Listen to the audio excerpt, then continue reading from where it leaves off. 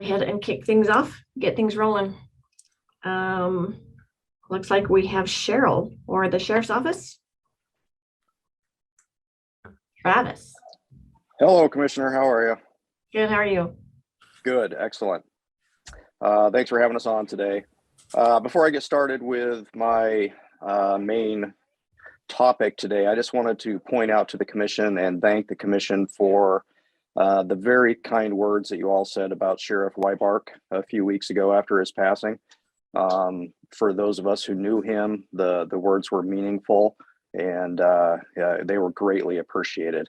Yesterday, we had the opportunity to attend his memorial service up in the north end of the county, and it was a really wonderful tribute to somebody who served Mason County for many years.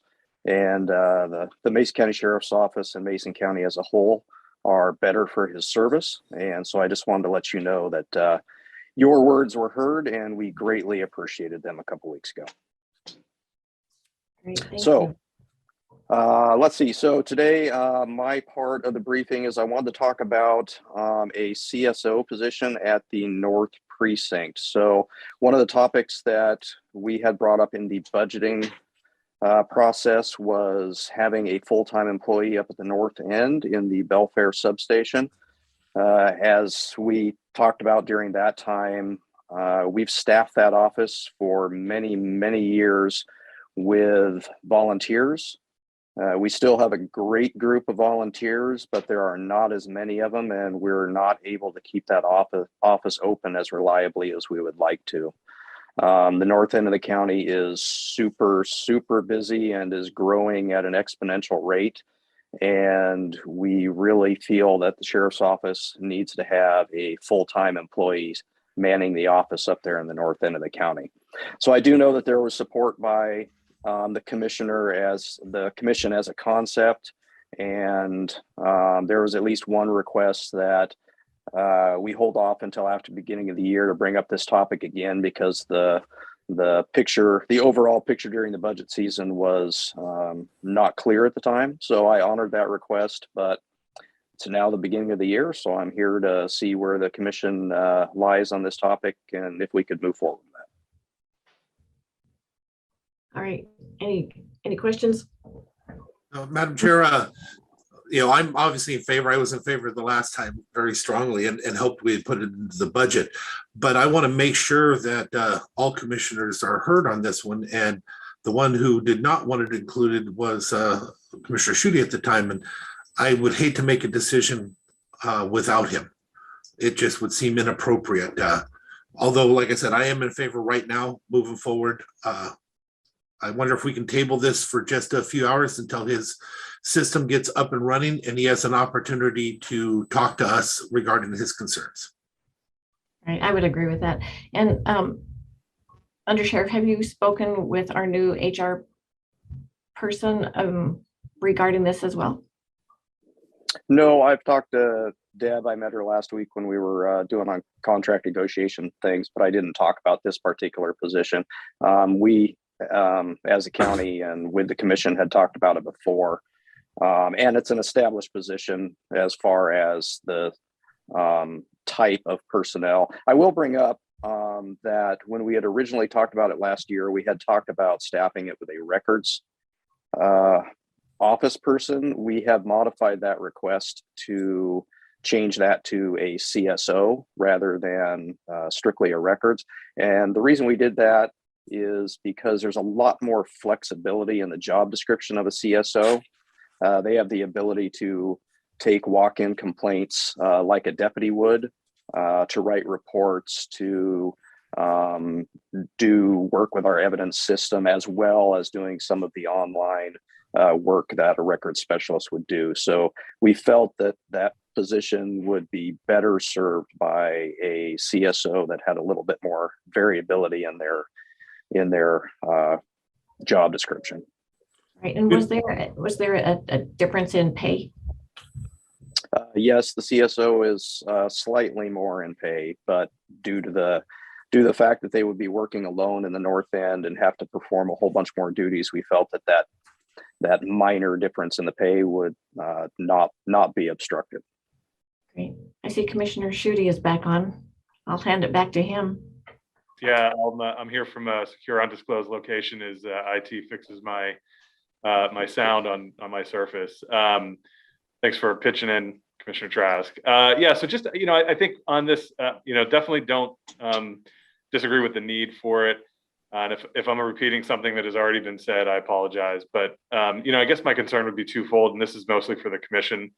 Opening this up and adding a position after we went through the budget cycle, 3 weeks into the new budget is concerning. And I just, want us to be mindful of sort of the trickle down effect that would have, just not only on the financial side, but just on the management of other requests coming through, and just being able to be just mindful of the reality that I think that would create. Again, that's not the sheriff's office problem, that's our problem. And then the other thing, and this is for the sheriff's office, is, one of my big concerns is that we're not, not aggressive enough in addressing some of the needs in the western part of the county in terms of having a presence. And so, would there be a way that one day a week this position could be out in the Hoodsport area, working with the public out there? I know that there's a growing need and demand from folks in that part of the county. Is there a way that we could split this position in a way that was a little bit more equitable as we evaluate options for that area? Well, I certainly wouldn't rule out any options at this point. I do know that the north end of the county is got a workload that certainly would entail full-time work. We don't 100% know what the need is in the Hoodsport area, not discounting the idea that there is. However, I do know that Chief Sperling has been meeting regularly with some of the folks up in the Hoodsport area. We're in the process right now of getting a kiosk to put up in the Hoodsport area so that people have the opportunity to come in to enter calls through the kiosk to do some of the work that they would do in Shelton. And it would probably give us an idea of what the general workload need is there. But I wouldn't discount the idea that would be a possibility. I just want to know what the workload is.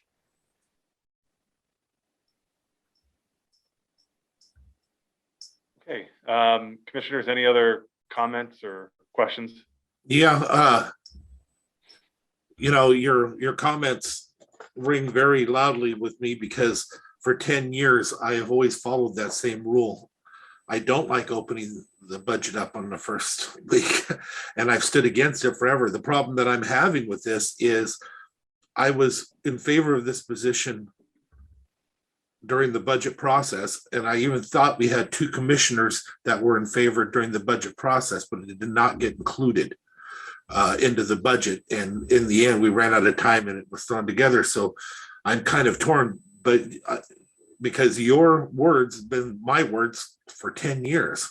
And it's hard to argue with that, because as soon as you do open it, this will open to everybody, and you will get an influx of quite a few. Undersheriff, when is this position, in your opinion, absolutely needed? I know I had called you at the end at the budget time to express my willingness or concerns about making sure that this position got in the last budget. But with that argument that was given, what is your absolute necessity and timeline on this?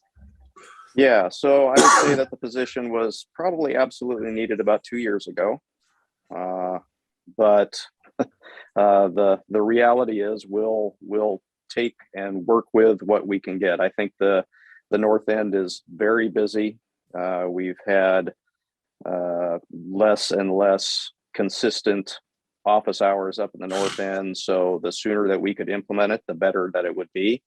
The other saving grace that we've had the last year or so is that we've had 2 people who've been on modified duty who've been performing the work that a CSO generally would work. They're taking walk-in and phone call complaints.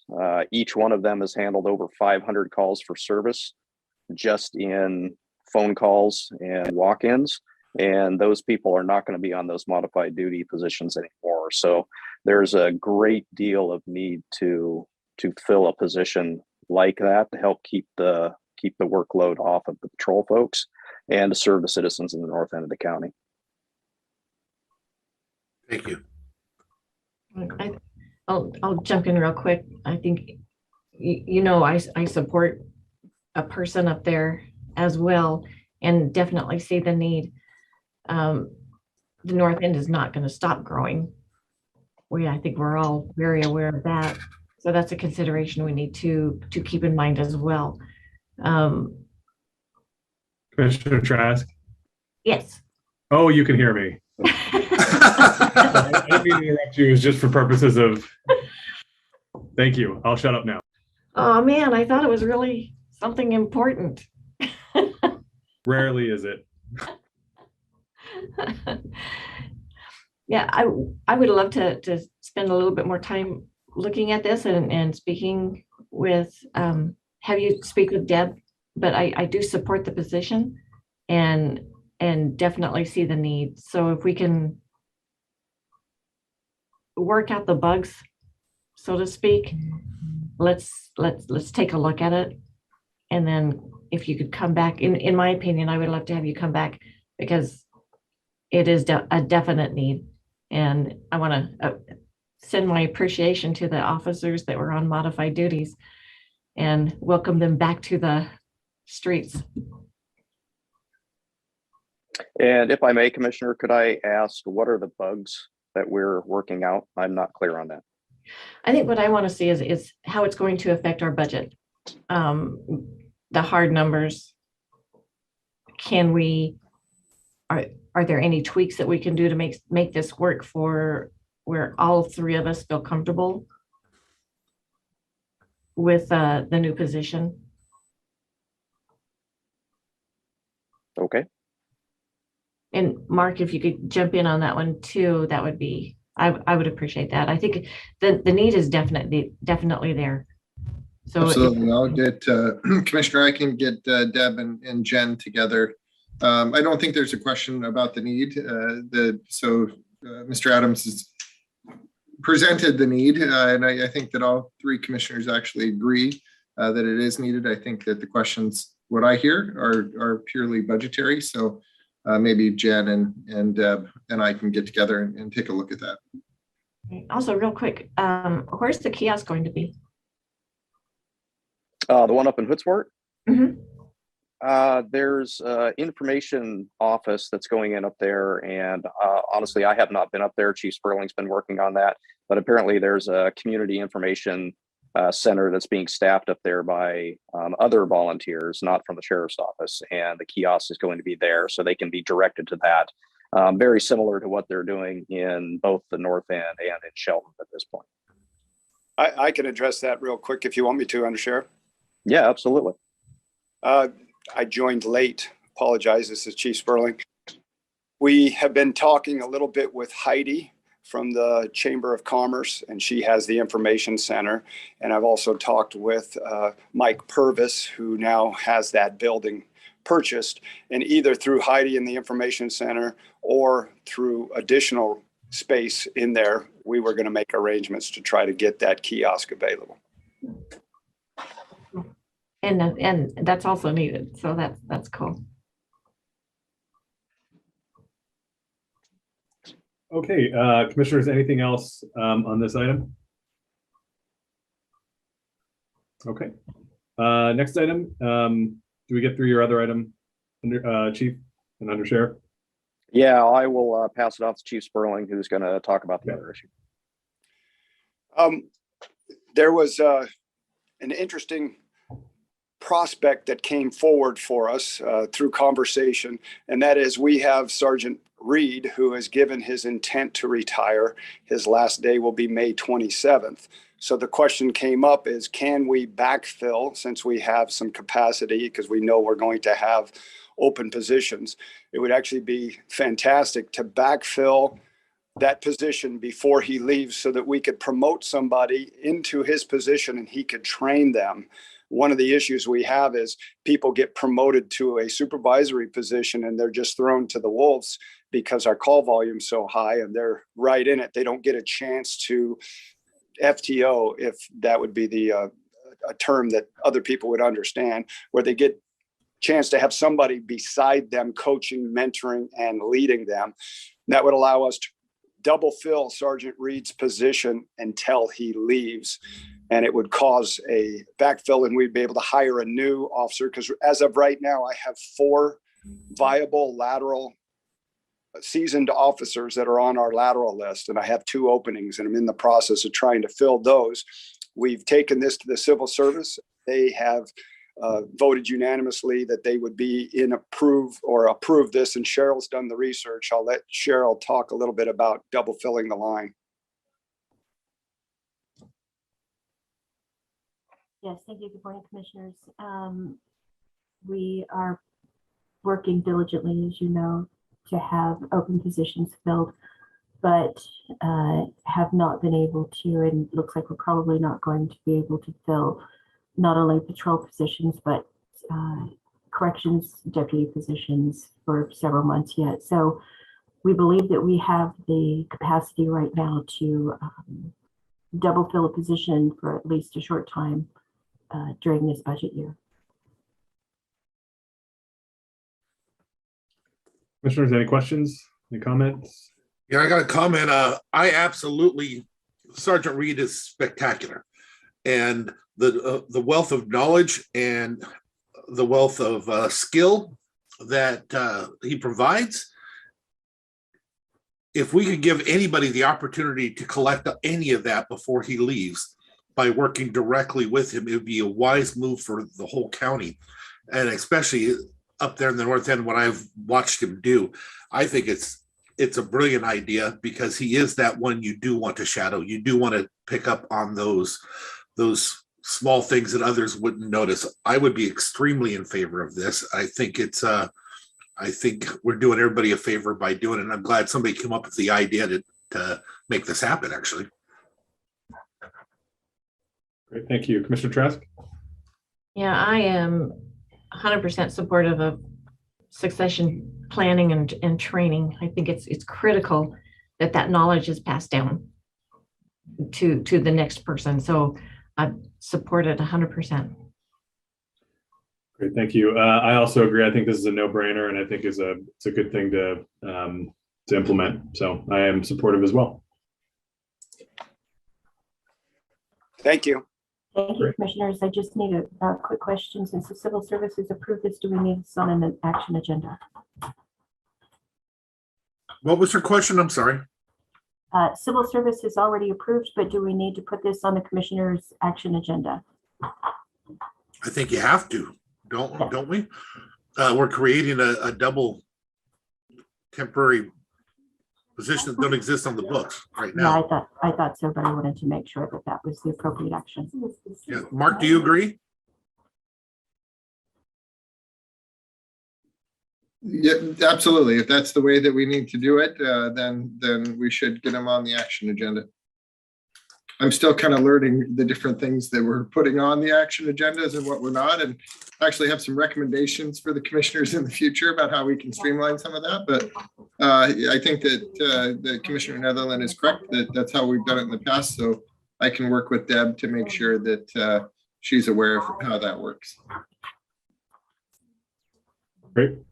I think everybody good on that? I think that's the right approach. Okay, perfect. All right, anything else from the sheriff's office before we move on? Okay, thanks. No, everybody. sir. Thank you. Thanks. Okay, with that, we'll move into our briefing items from our administrator. We'll start off with item number 1, which is status of Mason County coroner appointment, and just roll through. Actually, Commissioner Schutte, can I interrupt you real quick, please, and just do a quick introduction?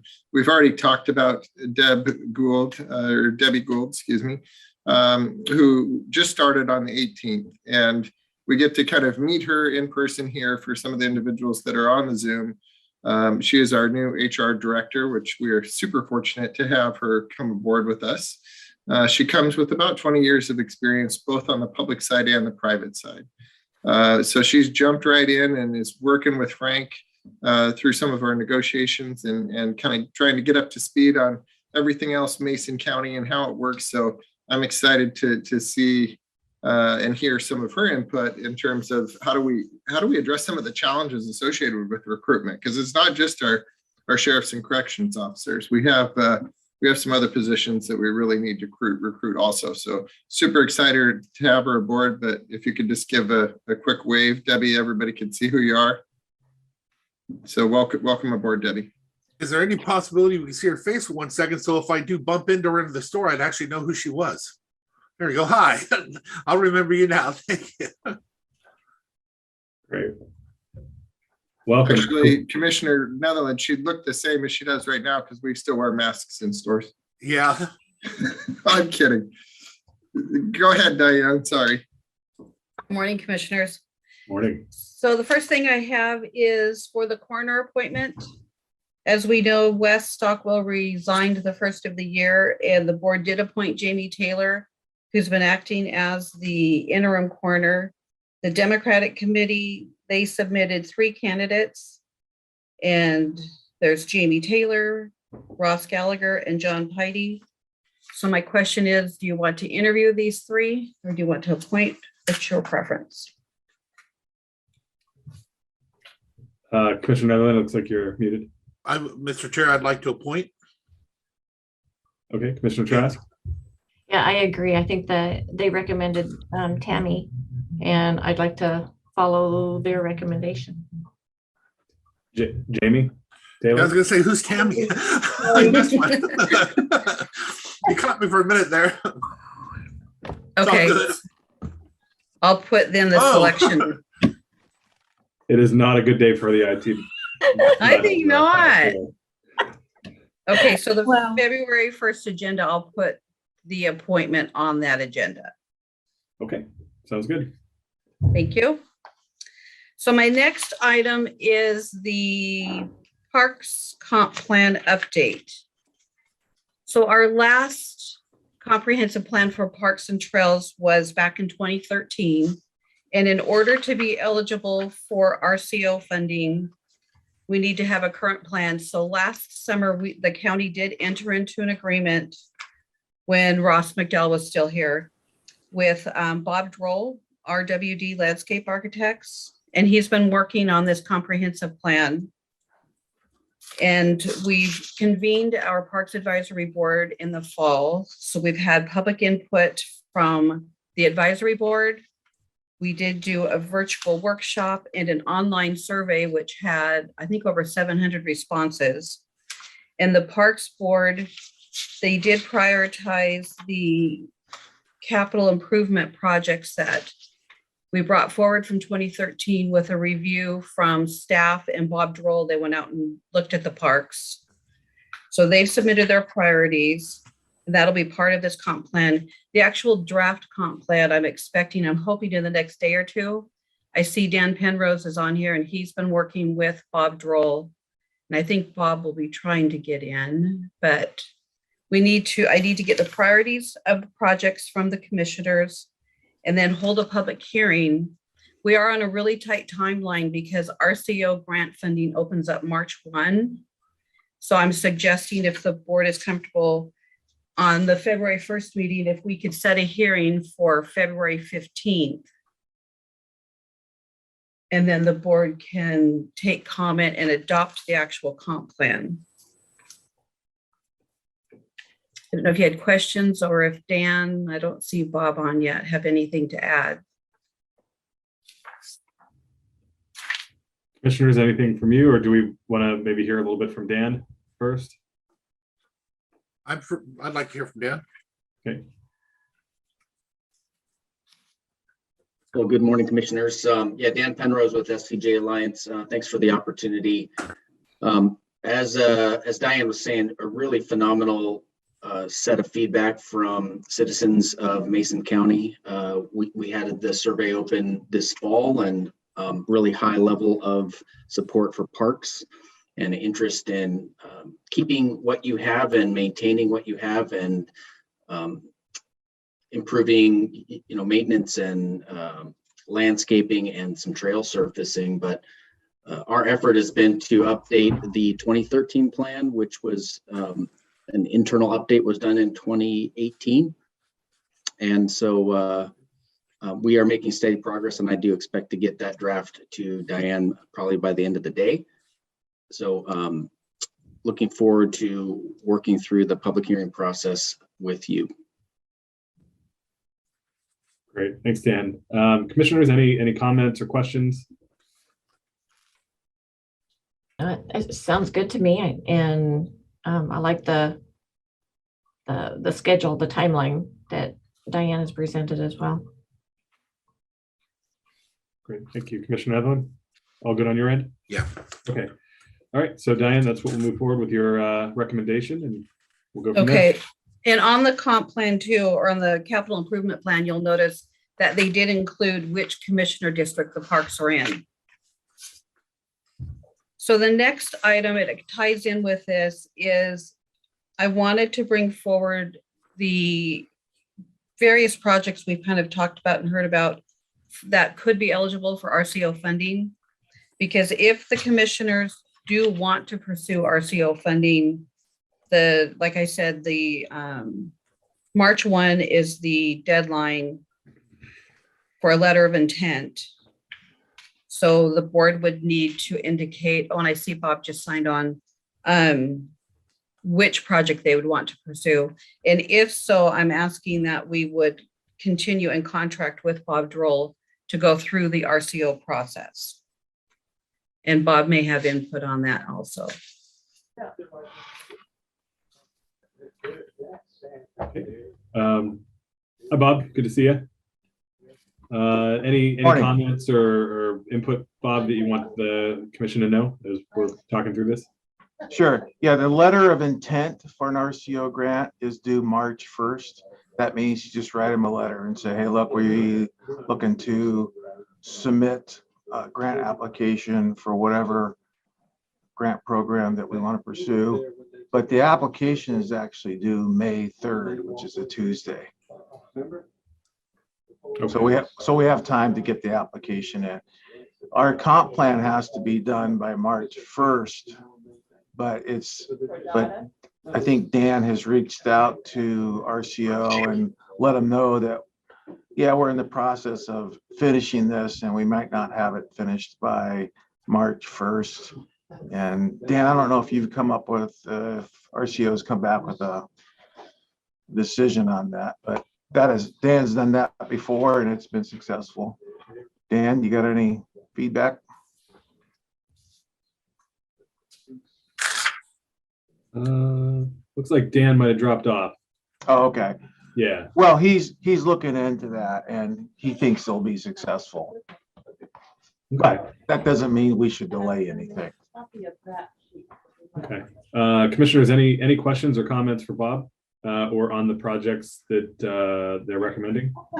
Yeah, I have a few comments because we're also asking about prioritizing stuff. I want to remind everybody out here at MCRA, they have turf fields all the way through here.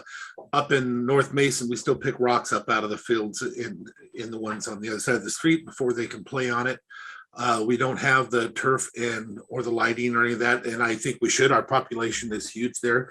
But it also, I want to make sure if we do any of this turf stuff, I hope they'll consider doing, like I went to a facility down south where they utilize the baseball fields also as soccer fields, where also it could even be for football, but it's really hard because of the different equipment that's needed on the ends. But I'm just surprised that we're still not considering, seriously, the property that's right next door to Sand Hill for creating a whole new facility that has football and soccer fields. But I would be tickled to death if we were to incorporate soccer and football fields into AstroTurf fields at Sand Hill. Just a comment. Yeah, and we've done that many, many times. You can't get a full-size soccer field on even a baseball outfield, but you can get a youth one. So in fact, we just did that in Puyallup for their Puyallup Valley Sports Complex. So yeah, it's done. But you're right about football. You want to put football on it because gets too many stripes, gets a little confusing. But in Puyallup, we put in lacrosse and soccer, and it works out great. We don't have much lacrosse here that I know of, but right. Well, you never know. Yeah. Emerging sports. So on Sandhill, what I was, looking at with Bud, your head maintenance guy, is to build that synthetic turf field on the terrace right above or north of the existing ball fields. That was the area that was set aside for the football fields, though. Right. But see, there we could put in a rectangular field that has soccer and football together with lights. Okay, well, then okay, because I thought you were saying we can't do the football at the same time as the soccer, but if we could do all that, we can't. That'd be wonderful. Yeah, you don't want to do it as an overlay on a baseball outfield, is what Yeah. Okay, I got you. Yes. Yeah. Commissioner Trask? Was that good, Commissioner Netherland? Did you have more comment? No, thank Okay. you. Commissioner Trask? I think it's exciting. Man, troubles with my computer and now my mouth. It's pretty exciting to see what's going on up there. I love the layout. I think that would be very awesome. And I do know that it's a need that's been, well, a desire and a need for that area too. So I support it and I think it's cool. Go forth. Great. Yeah, I would agree. I think these are good projects. I'm especially happy to see that we'll be paying a little bit more attention to the Sandhill parks. I think, as Commissioner Netherland kind of mentioned, those are heavily used, and that's probably only going to increase up in the north end. And so I think it's always good when we're able to get a little bit of parity between our ball fields in the north and south ends of the county. And so definitely think that both of these projects are worthwhile and would be happy to support those going forward for RCO requests. Okay. Well, the grant is for $500,000 if you're successful, and then the match has to be done by the county. The remainder amount. Mm-hmm. Yeah, Commissioner Schutte, with the two of us, we've talked about this for years, and I think here in the last years, we've mentioned it with Commissioner Trask. It may be time to ask Mark to pull together so we could look at our REIT funds and what we can do in the idea of putting monies aside per district so that we can establish some of these things, such as what we're doing here, but also for like the shelter out there in Union, perhaps a water park. We put our money where our mouth is when we know how much money we have and what we're doing with it. Yeah, I completely agree. I think with us having a crack at the comp plan and getting that updated here in the next few weeks, that gives us an opportunity to really look at our parks a little bit more broadly, and then be able to assign some money to them that's meaningful. I mean, we have a great park system. It has a ton of potential. And if we're able to kind of chip away year in and year out, I think that's a really good place for us to be. And I think the community would really benefit from that as well. So I'm all for that. So I just want to be clear. So you're good with us pursuing the synthetic turf multi-purpose field at Sandhill Park for RCO funding, which Bob has submitted an estimate of 2.3 million. And like he said, if there's, there's potential for another grant for part of the match, but it looks like right now to be about 1.5 million for county's match if all these numbers are true. So that's the priority project. Am I getting that right then? Sandhill Park? But I'd also like, it's not that much. I would sure love to see us do more than one as one of the priorities. If we can get money that trickles down a little bit, that shelter. At Union? Yeah, it seems like a perhaps a low-hanging fruit. After money's established, as you guys have seen over the years, they do the bigger projects and so things trickle down. I'd sure like to capture some of that trickle down dollars at the end, if it's possible to get and pick that up. That's not my district though, so I guess Commissioner Schutte, what do you think about that? Yeah, I think it's an important project for our area out in Union. If there is a way that we can move forward with it, if we're able to get some extra funding, I think that'd be great. but I don't have a problem prioritizing Sand Hill, but don't want to lose sight of this other project if we can secure the funds for it and move it forward, even if it's just more design money or some seed money along the way. I think that would be helpful. Commissioner Trask? Yeah, no, I agree. Our parks are pretty darn amazing in there. And if we create a draw to have more people come, I mean, it's going to benefit the county because they're going to buy food and gas and things like that too. So, and man, our parks are fun and they're beautiful. So if we can make them even more attractive and more, bring more people in, I say, let's do it. Great. Okay, so I'll plan to set the hearing for the comp plan for February 15th. And I will bring forward then a contract with Bob Droll for the RCO process.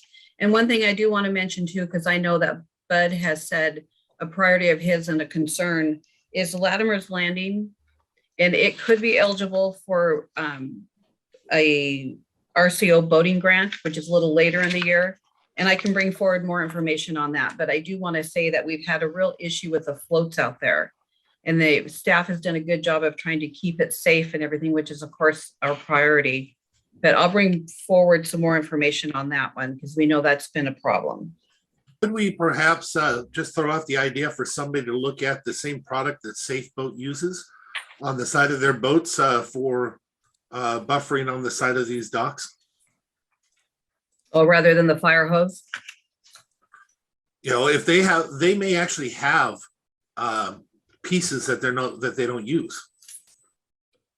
These things are cut down. It's just an idea, something to think of. We wouldn't have to keep replacing it because that one has been an issue ever since we started out there.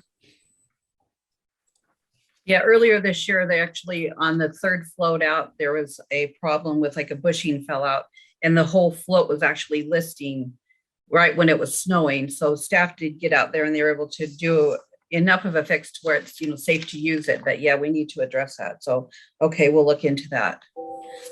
Okay, well, thank you. I'll bring forward more information then on all of this as I get it.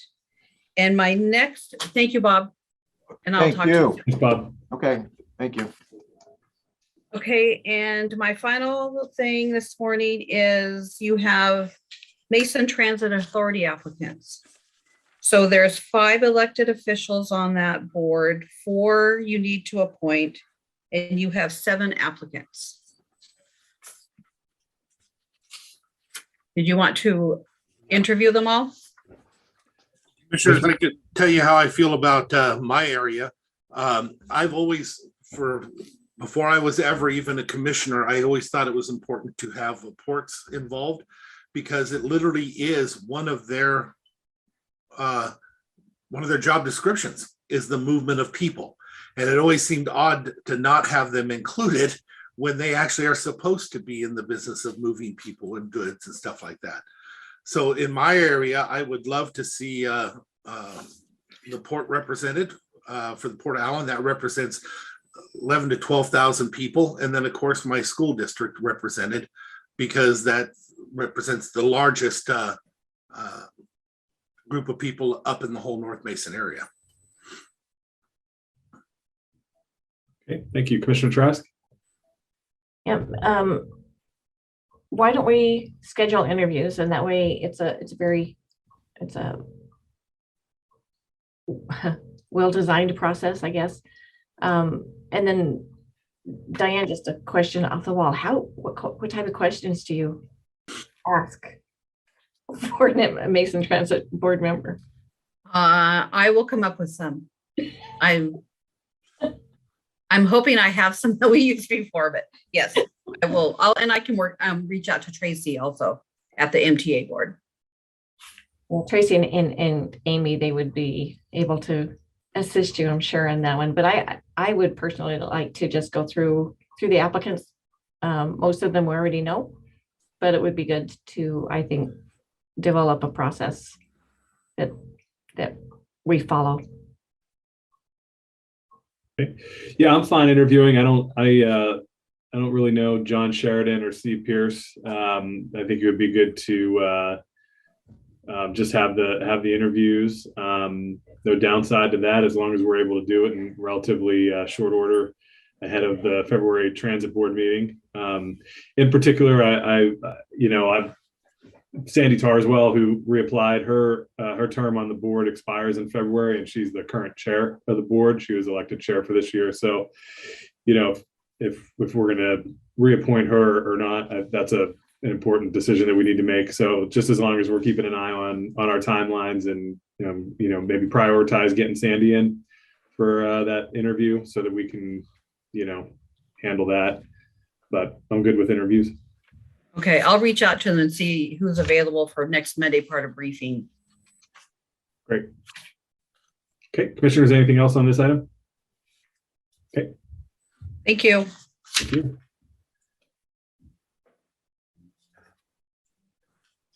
Good morning, commissioners.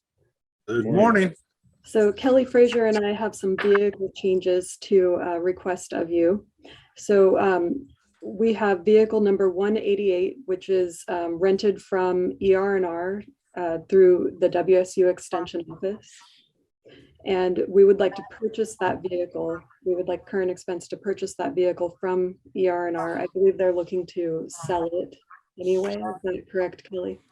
Yes, correct. ER&R was looking to sell it.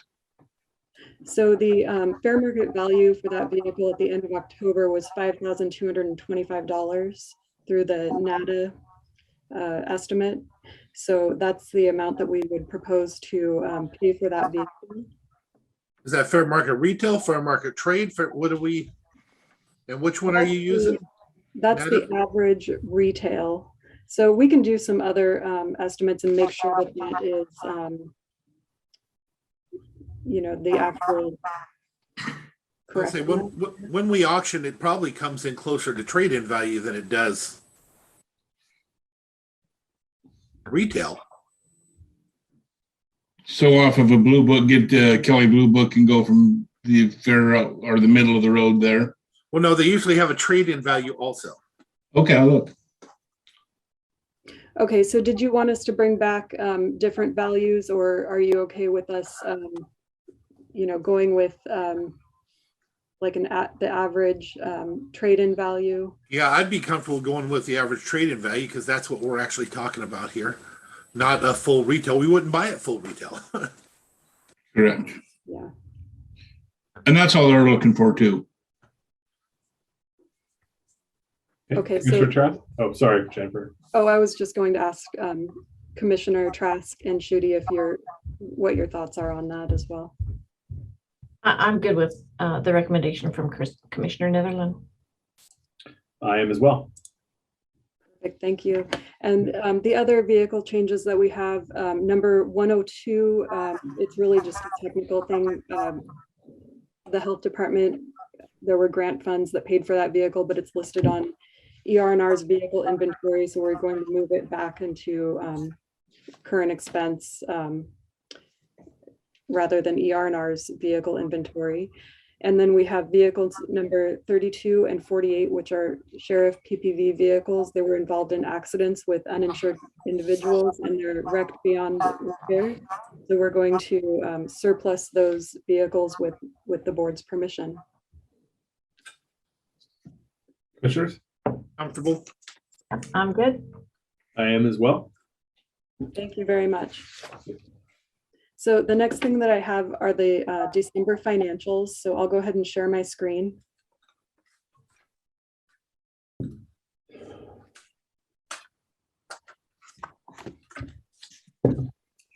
And we're looking at a comparison of all of 2021 to all of 2020. So beginning with the revenue on page 2 for current expense, we have the total in 2020 was $44,346,229.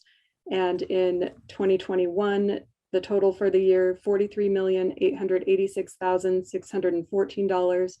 We have received 108% of our total budgeted revenue this year compared to last year, we had received 101%. So we did rather well on our receipts. So for current expense, any questions or comments on that page? Commissioners, anything? None. Thank you. Moving on to page 3 and 4, the Treasurer's Department receipts. We are I'll start with 2021. We're at $30,115,907 compared to last year at this time, December 31st, $26,892,054 for 2020. We are at 114% of our total revenue in the Treasurer's Department this year compared to last year at 102%.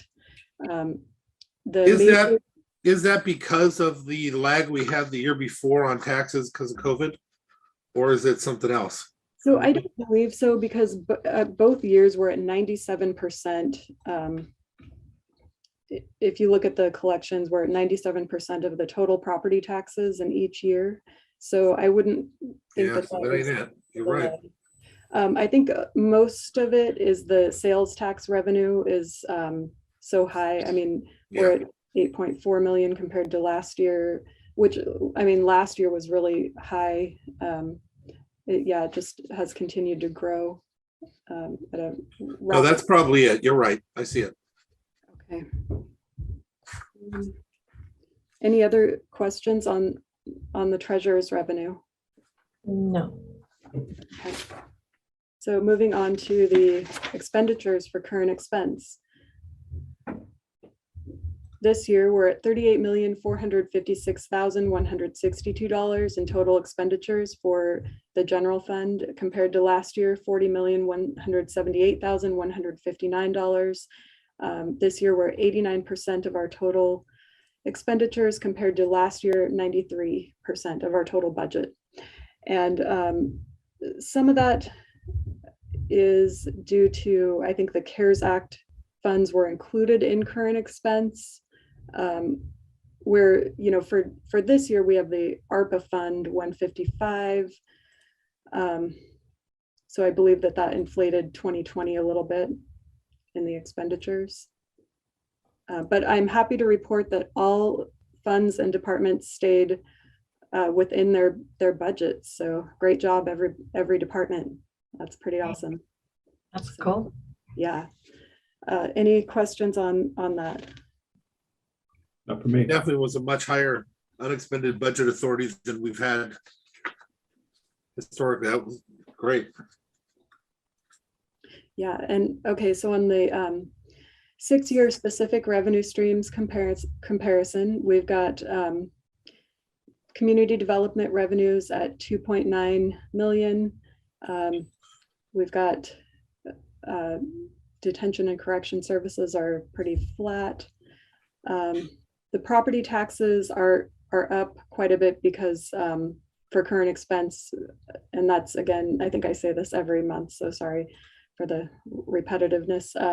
The road diversion, you know, we lowered that in 2021's budget and increased the levy shift in current expense. We did that in lieu of part of the diversion, so that's where that difference is.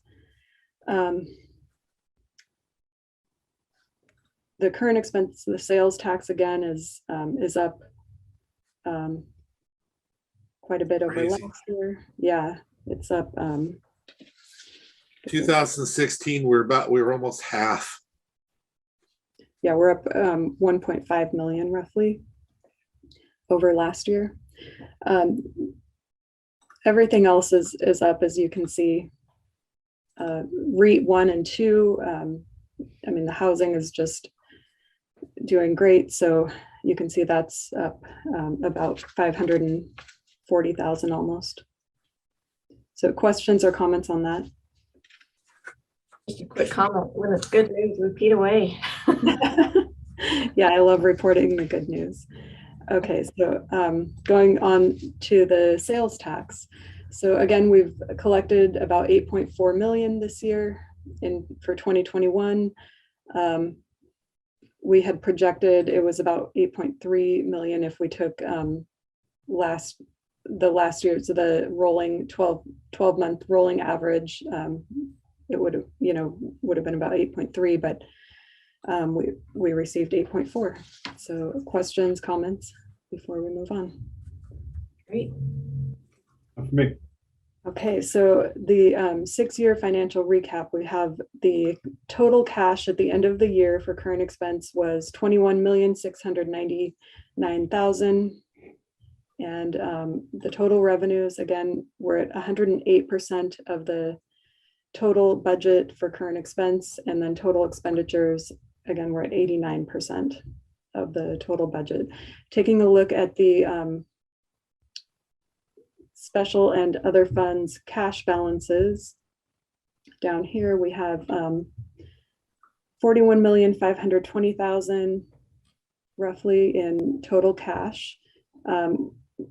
You can see the previous 5 years, that's way up from the previous 5 years. And again, I say this every month as well, but the majority, or not majority, but a big chunk of that $5 million is that new American Rescue Plan Act Fund 155, but it's still, even accounting for that 5 million, we're still much higher than we were in the previous 5 years. Moving on to the motor pool.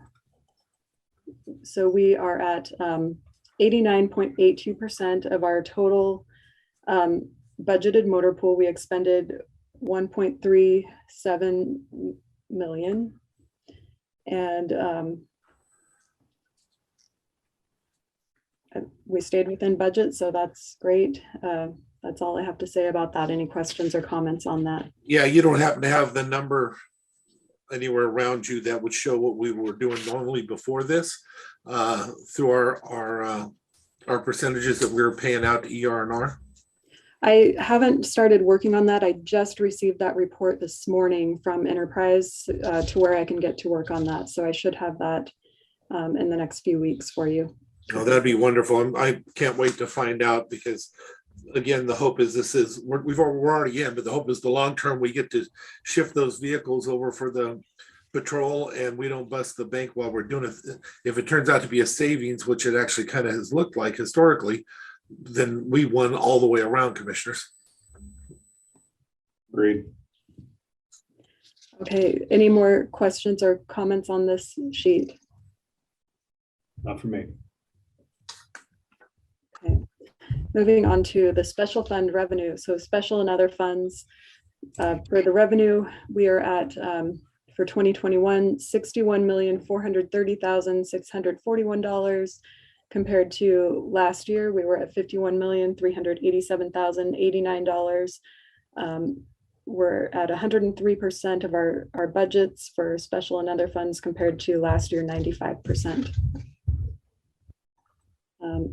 The last page, the special and other fund expenditures, and this is page 12 of your packets. So I guess it's not the last page because I do have two other pages, I believe. Yeah, two other pages that I normally don't include. So anyway, page 12, the expenditures for the special and other funds, we're at $52,012,447 compared to last year, $48,397,930, and we're at 74% of our budgets this year compared to 75% last year. And again, everybody stayed within budget, so woohoo, it's a good day. Cool. Okay, the last two pages of your packets, and I don't have this online, is the report from the treasurer's office that shows all of the balances of our debt. So we have at the end of December, we have $21,271,567 in debt for the county. So any questions on that? Anything you want me to follow up on? I think this is a good inclusion. This is nice. Okay. Agreed. Great. All right, so that's all that I have on that. The last thing that I have for you, if there's no other questions on that, is the American Rescue Plan Act funding. They have new guidance for Title VI, and so we have our contracts. We have amendments that have been ran by legal, and the subrecipients have all signed the addendums. We would like approval to add to the agenda next week to authorize Mark Neary, County Administrator, to sign the addendums. Okay. Commissioners, any questions? None. Absolutely, and support it. Great. I And support then- it as well. Perfect, thank you. So this goes along with this, but I don't have it written as part of the briefing summary. The Treasury came out with their final rule, and we were following the interim final rule for the ARPA funds prior to this. They came out with the final rule on January 6th that has some new guidance or some things that were clarified. So they included in there a low income calculator tool, and then they have a definition of beneficiaries versus subrecipients that wasn't included in the interim final rule. And they also have a revenue loss.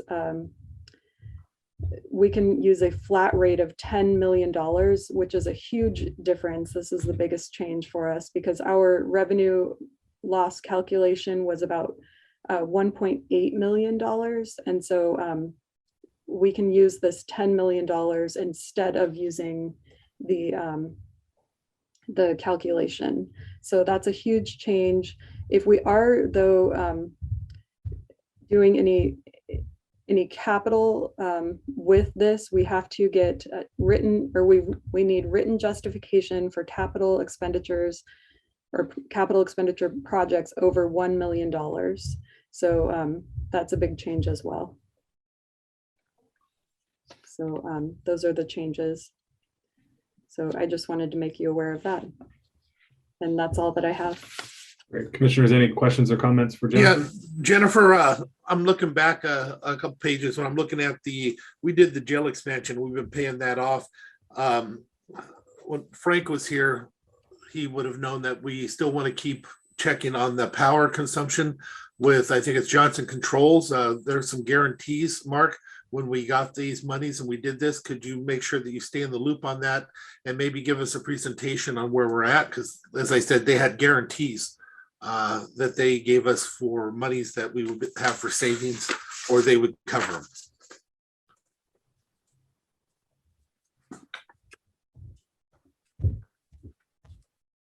That's the first time I heard of it, Commissioner Netherland, but I will definitely look into it. I'm assuming these are savings related to energy consumption. Yes, and I thought it would be the first time. That's why I mentioned it. You're not expected to know all this stuff without somebody telling you, right? All right, thank you. Great. Okay, thank you, commissioners. Thanks, Jennifer. Thank you. All right, so that brings up a request here that I received from PUD number 1. So back in August 3rd of 2021, the board awarded PUD 1 $125,000 to assist customers in arrearages due to COVID related impacts. In 2021, PUD 1 expended about $6,600 in helping some of their customers come current with their utility bills. So it left a balance of about $118,422 remaining. PUD 1 is requesting that the commissioners reallocate $100,000 of this remaining balance to help them with their Hood Canal Communications project, or the partnership that they have going with Hood Canal. I think that I actually have the general manager, Kristen, is present on the meeting if you guys had specific questions about that. They got their bids back from the project, and they saw some substantial increases in the cost of materials associated with the job. So they're looking for opportunities or avenues to find alternative sources that will help them continue to move forward. I think she calls it the last mile. So if you have any questions for Kristen? You see Well, her on the screen. I do have a question. So we gave this money for a specific purpose. It wasn't allocated for that. That's fine.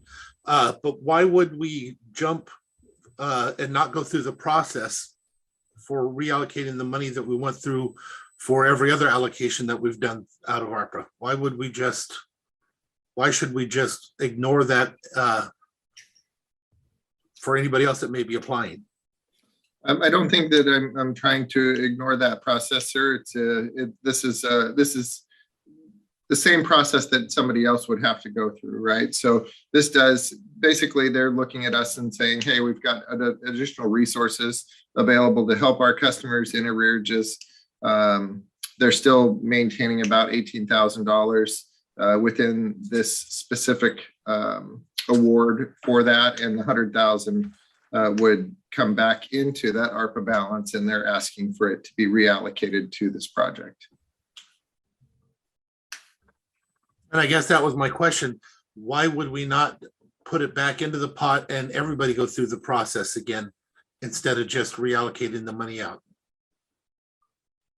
Because there's a lot of other applicants. We're not comparing them with anybody, I guess is my question.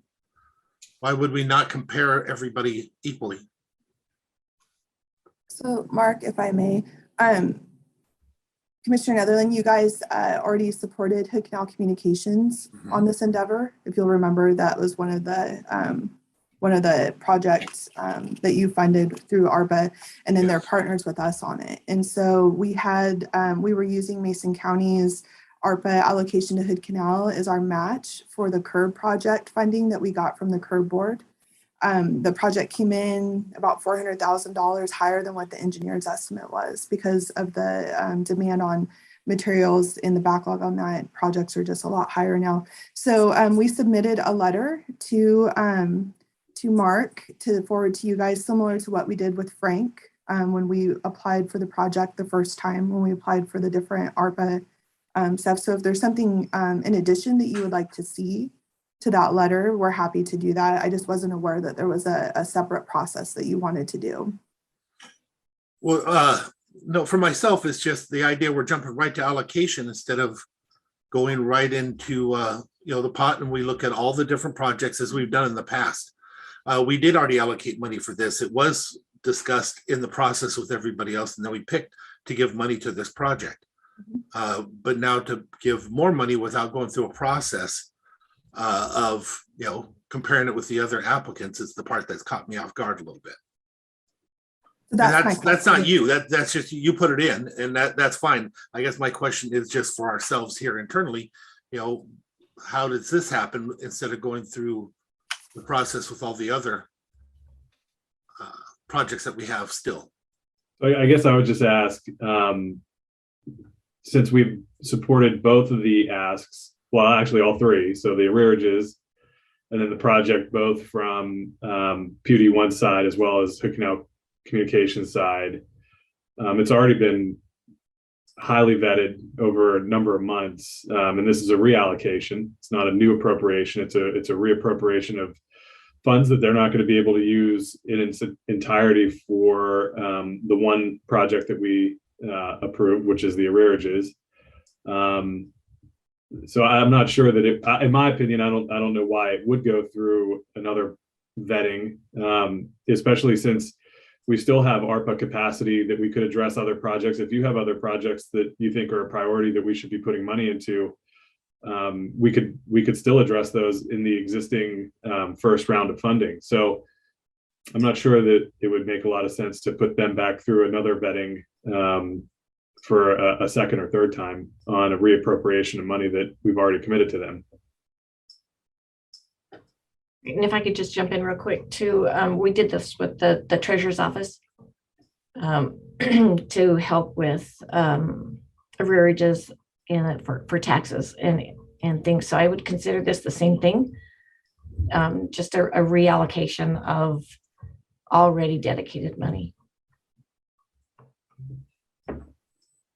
Commissioner, what would you like to see happen? I'm not sure what other process that you would like to see. Okay, so again, we went through processes and we divvied out monies. There are still some dollars available, and I'm hoping we will look at how to divvy out those monies, because we also have the monies for this year to come up. And we didn't give those monies to these other projects. If we had an extra 100,000, maybe we would have done something like that. And now we do. And although they are to the same entity, they're completely different projects. There is no comparison between why we gave the money originally to what we would do with it now. I mean, as for the Commissioner Trask comments, I see where you're coming from, but I don't exactly understand the comparison, because it's completely different. This is for a construction project, where the other was, the monies we gave them was for the arrears. Now that it wasn't used for that, I think it should go back into the pot, and then all these projects should be weighed equally, and we make decisions based on the highest need for what's in front of us. Again, we already dedicated money to this project. We expect when they give us an application that they're going to know their numbers and what they're asking for. So I'll just be candid and blunt when I say this. The fact of the matter is the bidding environment now has changed dramatically, I think, since this money was first not allocated by us, but first appropriated from Congress, going back to March of last year. There is, as you know, I mean, you've been around here a lot longer than I have, and you've seen a lot of projects go out to bid. We're in a very unique situation right now. And I wouldn't want to penalize our partners for trying to crystal ball in this unique of a situation. And so if you want to put the $100,000 back into the pot, this is still going to be a top priority for me. And I'm prepared to advocate for it today. I'll advocate for it next Monday, the following Monday, whatever it takes to get these projects done, because they're critical to my community.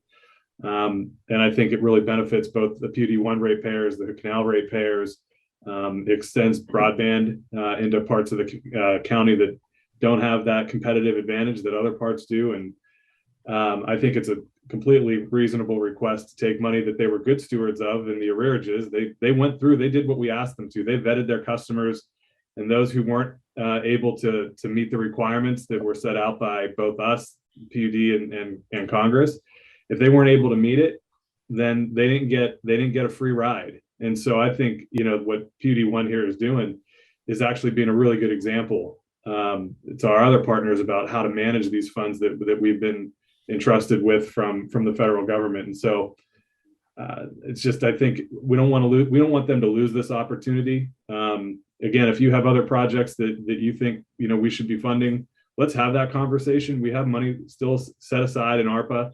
We have another round of $6.5 million coming. Let's have that conversation. I'm always up for a conversation about helping our partners out in the community. If there are things in your neck of the woods that you think are important, let's talk about that. But I wouldn't want to penalize an organization because they're coming back to us and saying, hey, we were actually really good with this money. We think it could be a better or higher use to our customers if we use it in this way. Well, again, I don't take anything away from how they used it. They did wonderful. They did good work. The question comes back again, though, is this way of doing it to get the money reallocated out without going through the same processes that we've done to compare with the things that we have in front of us. I would expect that you would advocate for it, and I would probably vote for it. But at the same time, just jumping in front of everybody is the part I have the issue with. I think there should be a process, as there always has been, all the way through, as we've sent projects back to make them go through the SEDS process and stuff like that, because we're on the list. There's a reason why we do it all together. Just the only part that bothers me is they said above all the rest of them, this one just comes back special and specific. It just makes more sense to go through the process and to handle it in a briefing when we're talking about those ARPA funds specifically for everybody. But again, it's not that I would vote against it, Commissioner, but what I am saying is just doesn't seem like the appropriate way to do it, just to bring them in front of to jump them in front of everybody on the request. Mark, I see your hand. I just want to make one more comment before, if you don't mind. So this is actually, this is the first time that we've had an organization come forward and ask for a reappropriation of funding. And so there really is no process for that. This is the first time we're entertaining this type of request. The idea of putting a project, I think, I'll just be candid again. I think you're referring to the Port of Allen's well project. No. Okay, because that was the one that we had sent back through the SEDS process. Yeah. So that's why I brought that up. So for everybody out there listening, that's the only reason, because it was mentioned as something that had to go back through the SEDS project. This is, it's an apples and oranges kind of thing, in my opinion. We haven't had anybody ask for a reappropriation, and so that's why we're having this discussion now. They followed the same procedure that they did in order to get this money appropriated in the first place, which was they sent a letter to us requesting it. I think it's a reasonable request, and that's, I don't know that we need to send them back through the entire process as if it were a new project. That's all. Mark? Thank you, Commissioner. I think that the difference with this one, Commissioner Netherland, is just the timing of it. So there's bids that have been received back. The individuals or the individual entities that are trying to move this project forward are in a time period where they have to determine where they have additional funds in order to move forward. So the timing of it, I think, is pressing, and maybe a little bit more different than some of the other requests that we've had. And so I believe that that's why PUD 1 is coming back and asking to reappropriate this fund so that they can respond in a timely manner to the bids that they've received. So just to clarify, so what I'm hearing is and it's not just them sending the letter. That doesn't bother me at all. It's just how we're handling it. Internally, there was a belief that this is time sensitive because of the bids being in, and we don't want to lose the opportunity. So this is brought forward as a specific separate thing from all the other requests because of the situation they're facing, that if we waited to do it all together, they may lose that opportunity and lose the work we've already put in. That was my understanding, Commissioner. All that. Well, no, that's a valid, that is a valid reason. And in a sense, that's what I'm asking is how does this happen where it just jumps over the top? But if with that, as you know, your reasoning, and I say your reasoning because I'm more interested in our internal aspect of how this is happening, not on PUD's request. That would make sense of why we would bring it forward now today, because they'll lose the opportunity tomorrow. Yeah, that was my impression of the request from PUD. One is that they're really challenged in that they don't have, they need additional funds to award the project. And if they were to not receive them, then they may not be able to accept the bids that they received and move forward with the project. And I'm just pulling up, it looks like we gave, is this the Eldon fiber build out, HCC or Colony Surf? Which one? It's the Eldon one. Eldon one. So we've already invested $501,932 into this through HCC. So yeah, I feel like it's that's why I brought it forward, Commissioner Netherland. That I felt like it was kind of to bridge that gap, right? So we've invested in it already. Obviously. I think that is a legitimate reason for bringing it forward. Okay, thank you. Kristen, did you have any other comments? I saw your hand up. Yeah, I just wanted to clarify. As Mark said, so that it was split into Hood Canal's portion of the project and then the PUD's portion of the project. And CURB picked up the majority of the PUD's portion of the project off the initial estimates, and then the bids came in very high. So CURB has invited Mason PUD 1 to come back in front of the board next month. They intend to award us the majority of the gap, but the arrearages amount that we would request to be reallocated would close that gap to allow that project to be completed. Hood Canal also has a shortage on their side that I'm helping Michael Lozalo work on different angles to try to close the gap for them. But yeah, it's the difference between us being able to award the bid with an extended construction schedule through the end of 2022 versus not having any surety and being able to meet contractual obligations through the CURB board and having to forfeit about $1.5 million of grant funds for the broadband project. So that's the timing part of it. And we're happy to, if you would like to see a different process or something like that as backup, we're happy to submit whatever you need for that, commissioners. Yeah, as I said, Kristen, it wasn't your process that I was questioning, it was ours. Yeah, and I'm happy to support that, however you decide you want to move it forward. Well, and I'm in favor of moving it forward with that discussion. Okay, Commissioner Trask? Yeah, and I think the only thing that we would need is probably, Jennifer, correct me, and Mark, correct me if I'm wrong, but just an amendment to the contract that was signed. Yeah, so we're keeping a master list of all of the BOCC approved projects utilizing these ARPA funds. we would show the board how we would be reallocating the dollars that were allocated originally under the customer arrearages down under the water, sewer, and broadband infrastructure portion. And we would show how you would take out of that. And you'd still have, like I said, you'd still have a balance in the arrearages portion. It would just be less than the 125, and we would have a new line under the water, sewer, and broadband infrastructure that would be 100,000. Jennifer, do you agree or disagree with that? I agree with that. I know through the Public Works Board, we're seeing a lot of amendments coming before us because of the cost. Everything is higher, and there's a huge demand because there's a lot of money out there right now for infrastructure. So I support it. Let's move it. Kristen, off the top of your head, Kristen, what percentage over did it come from the engineer's estimate? We had, I'm so bad at math. So we had about 1.4 million, and it came in just over 1.8. So I don't know what percentage that would be, but those are the rough numbers. Are you finding that, out of curiosity, are you finding that with all your stuff right now? Because we have projects we look at and stuff. Is that the number pretty close to what is becoming the norm? Yeah, we're finding that. And well, I don't know for fiber specifically, but for our power stuff, the lead time and the expense on materials is sometimes 200%, 150 to 200% for materials that we paid for a year and a half ago.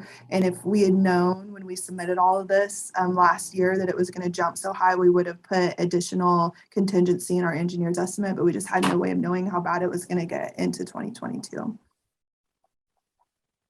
Thank you, Kristen. Yeah, that looks like it's about a 28%. So that's pretty significant. So just was kind of registering that in my brain for other things that that's what I was saying. We can bring that ARPA sheet forward next week, commissioners. Great. Okay. Yeah, I'm supportive of this as well. Any other questions or comments, commissioners? Okay. Thank you very much. And hello, Deb Gold. It's good to see you. Welcome to Mason County.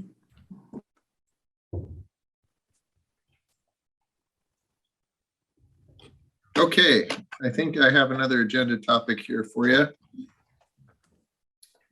This is a discussion about chat in our board briefings and in our commissioner meetings. So we have some options, and we talked a little bit about this in the past. Basically, there's 4 different options. We can have no one is able to chat within these, and the challenge is recording the chat for public record purposes. We can have host and co-host are the only ones that can send chat messages to each other. We can open it up for everyone to be able to chat and not allow any private messages, or we can allow it open to everyone and private messages for everyone.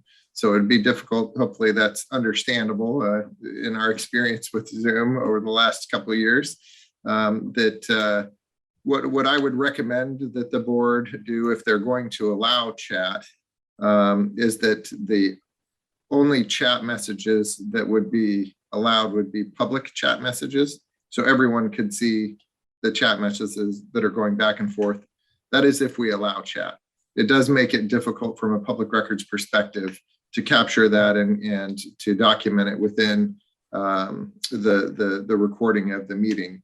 But if we thought that chat was a valuable resource that was available, or should be available to participants in our meetings, then I would recommend that we open it up and everything is public.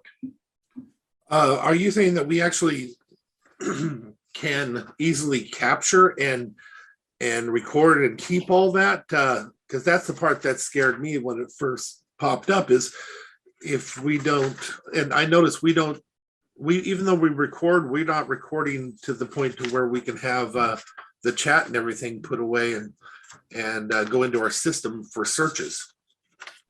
We actually have the ability to save the chat at the end, as long as we did it with everyone. the individual chats, that would be not, that would then we would, that responsibility would fall to those individuals to capture that information. Hence why our recommendation is, if we do think that chat is important, then we should open it up to everyone. But I'm definitely interested in the board's consideration of, what do you feel the importance of having chat on our meetings is? I can jump in with my experience at the state level as well. And for the Public Works Board meetings, we have disabled chat because it was just, it was honestly, it was difficult to make sure that everything was captured. And so the only ones that you can chat to would be our Ava. She's our she's yeah, she's the host. I was going to say she's the woman with it all. But and that, I think, is approved by the Attorney General as well. So if we want to go with Attorney General recommendations, that's what they are recommending that the Public Works Board does. So one of the things, as you know, a recent chair, I believe there is a necessity during briefings, not during the general meeting, for the chair to be able to communicate with the people that are on there to make sure they can move up the ladder in order to be available for the next part of the meeting early and stuff like that. And if you take that away from the chair, everything's going to have to go through Diane publicly out here saying, Diane, will you call this one? Diane, will you do that one? Where as the chair, I could reach out and just say, Loretta, are you available to come up 20 minutes early?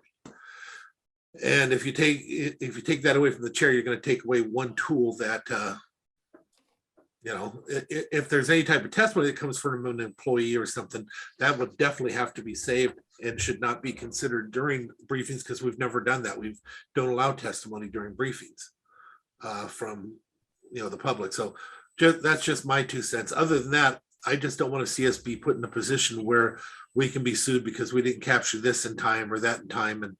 And I'm not paranoid. They really are out to get us. So.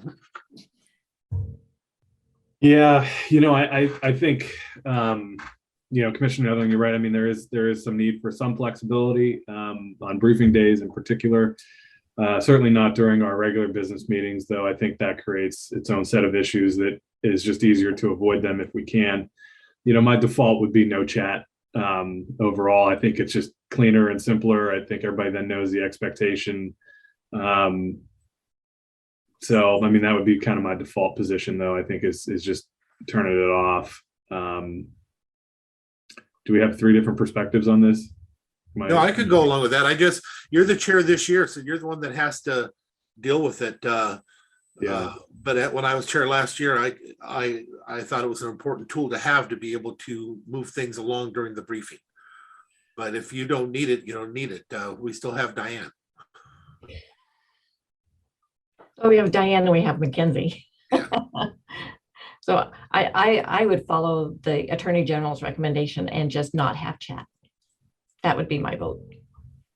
Okay, I could go with that, and we'll just manage as those things come up in our briefings on Mondays.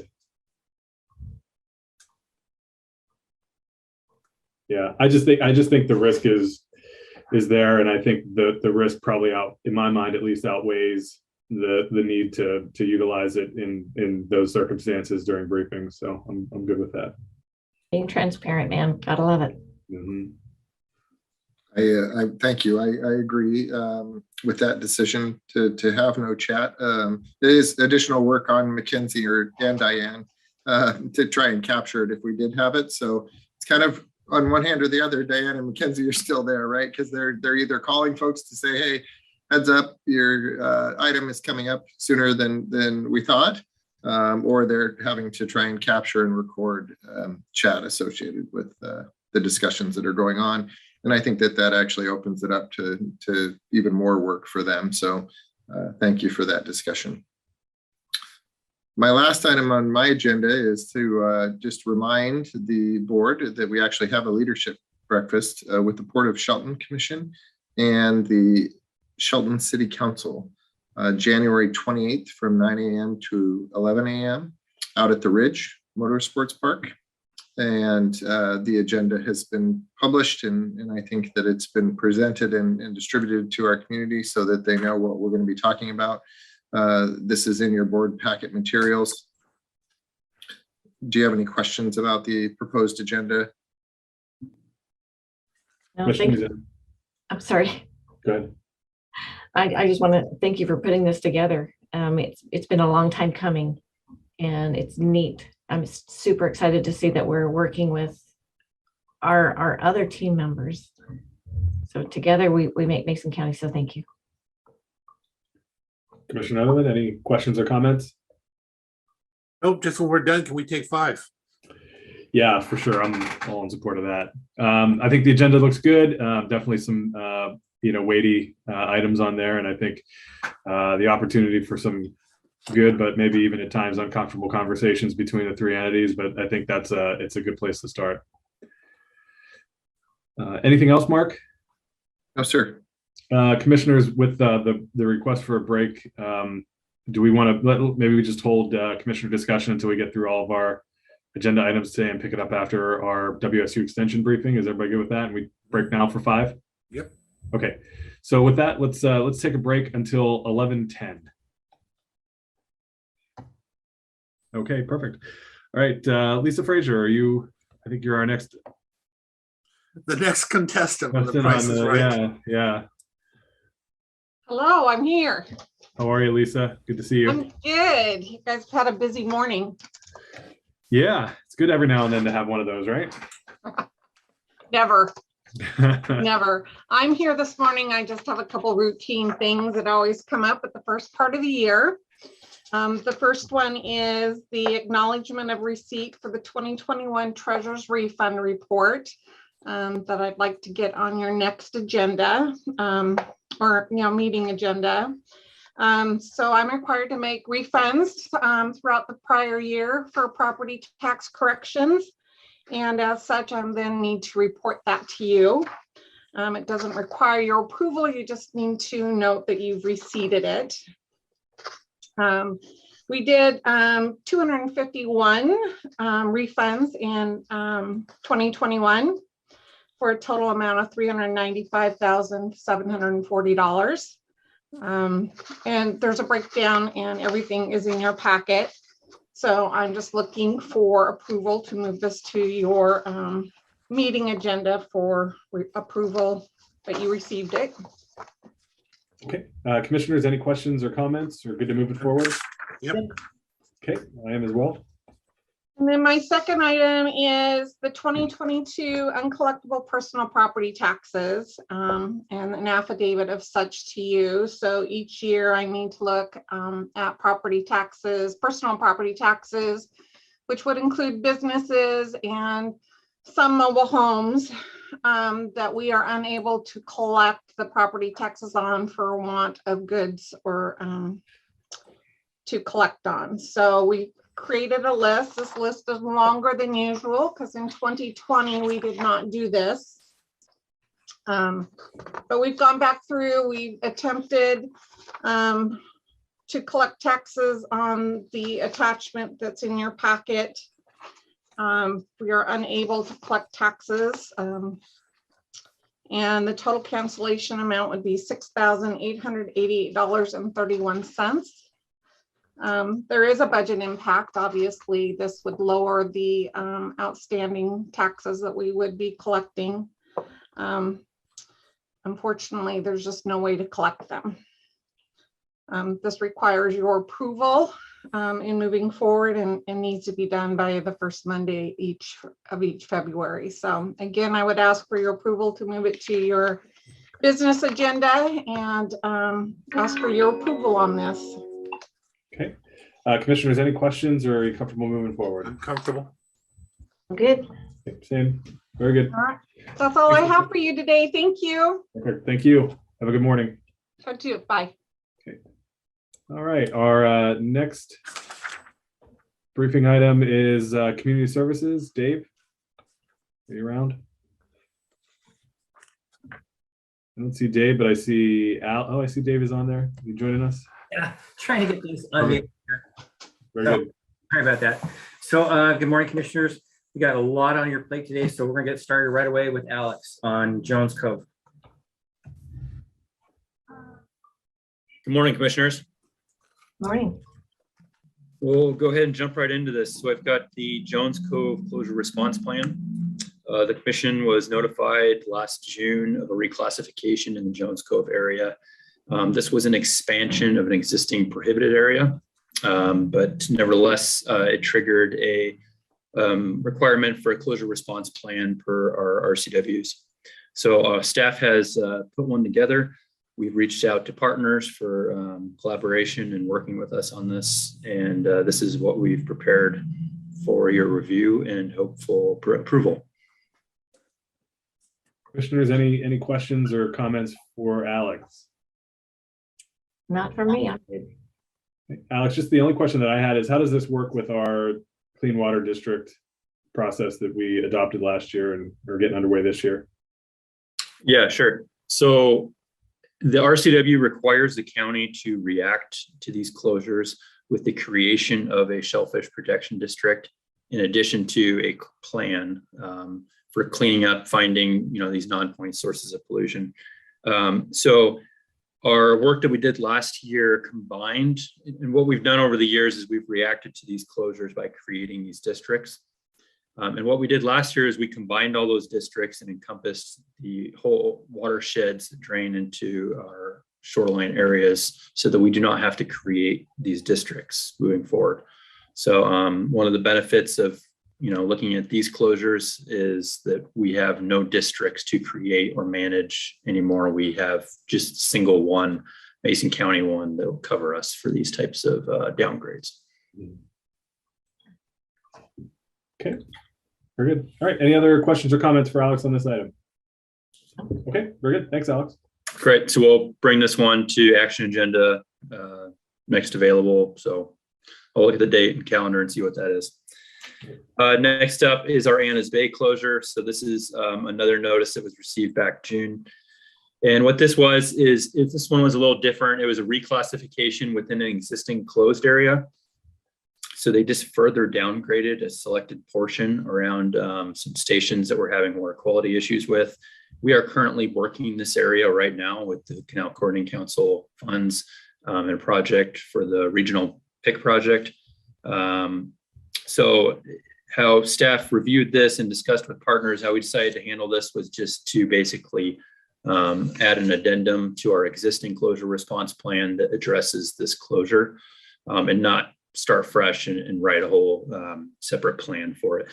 A lot of what we're planning to do in regards to this specific change is the same as what we've been doing. I mean, we're going to seek out sources of non-point sources of pollution, and nothing really changes as far as our actions and what we plan to do. But nevertheless, we put an addendum on our existing CRP so that we can just show that we've addressed that RCW requirement. Okay. Any questions or comments for Alex?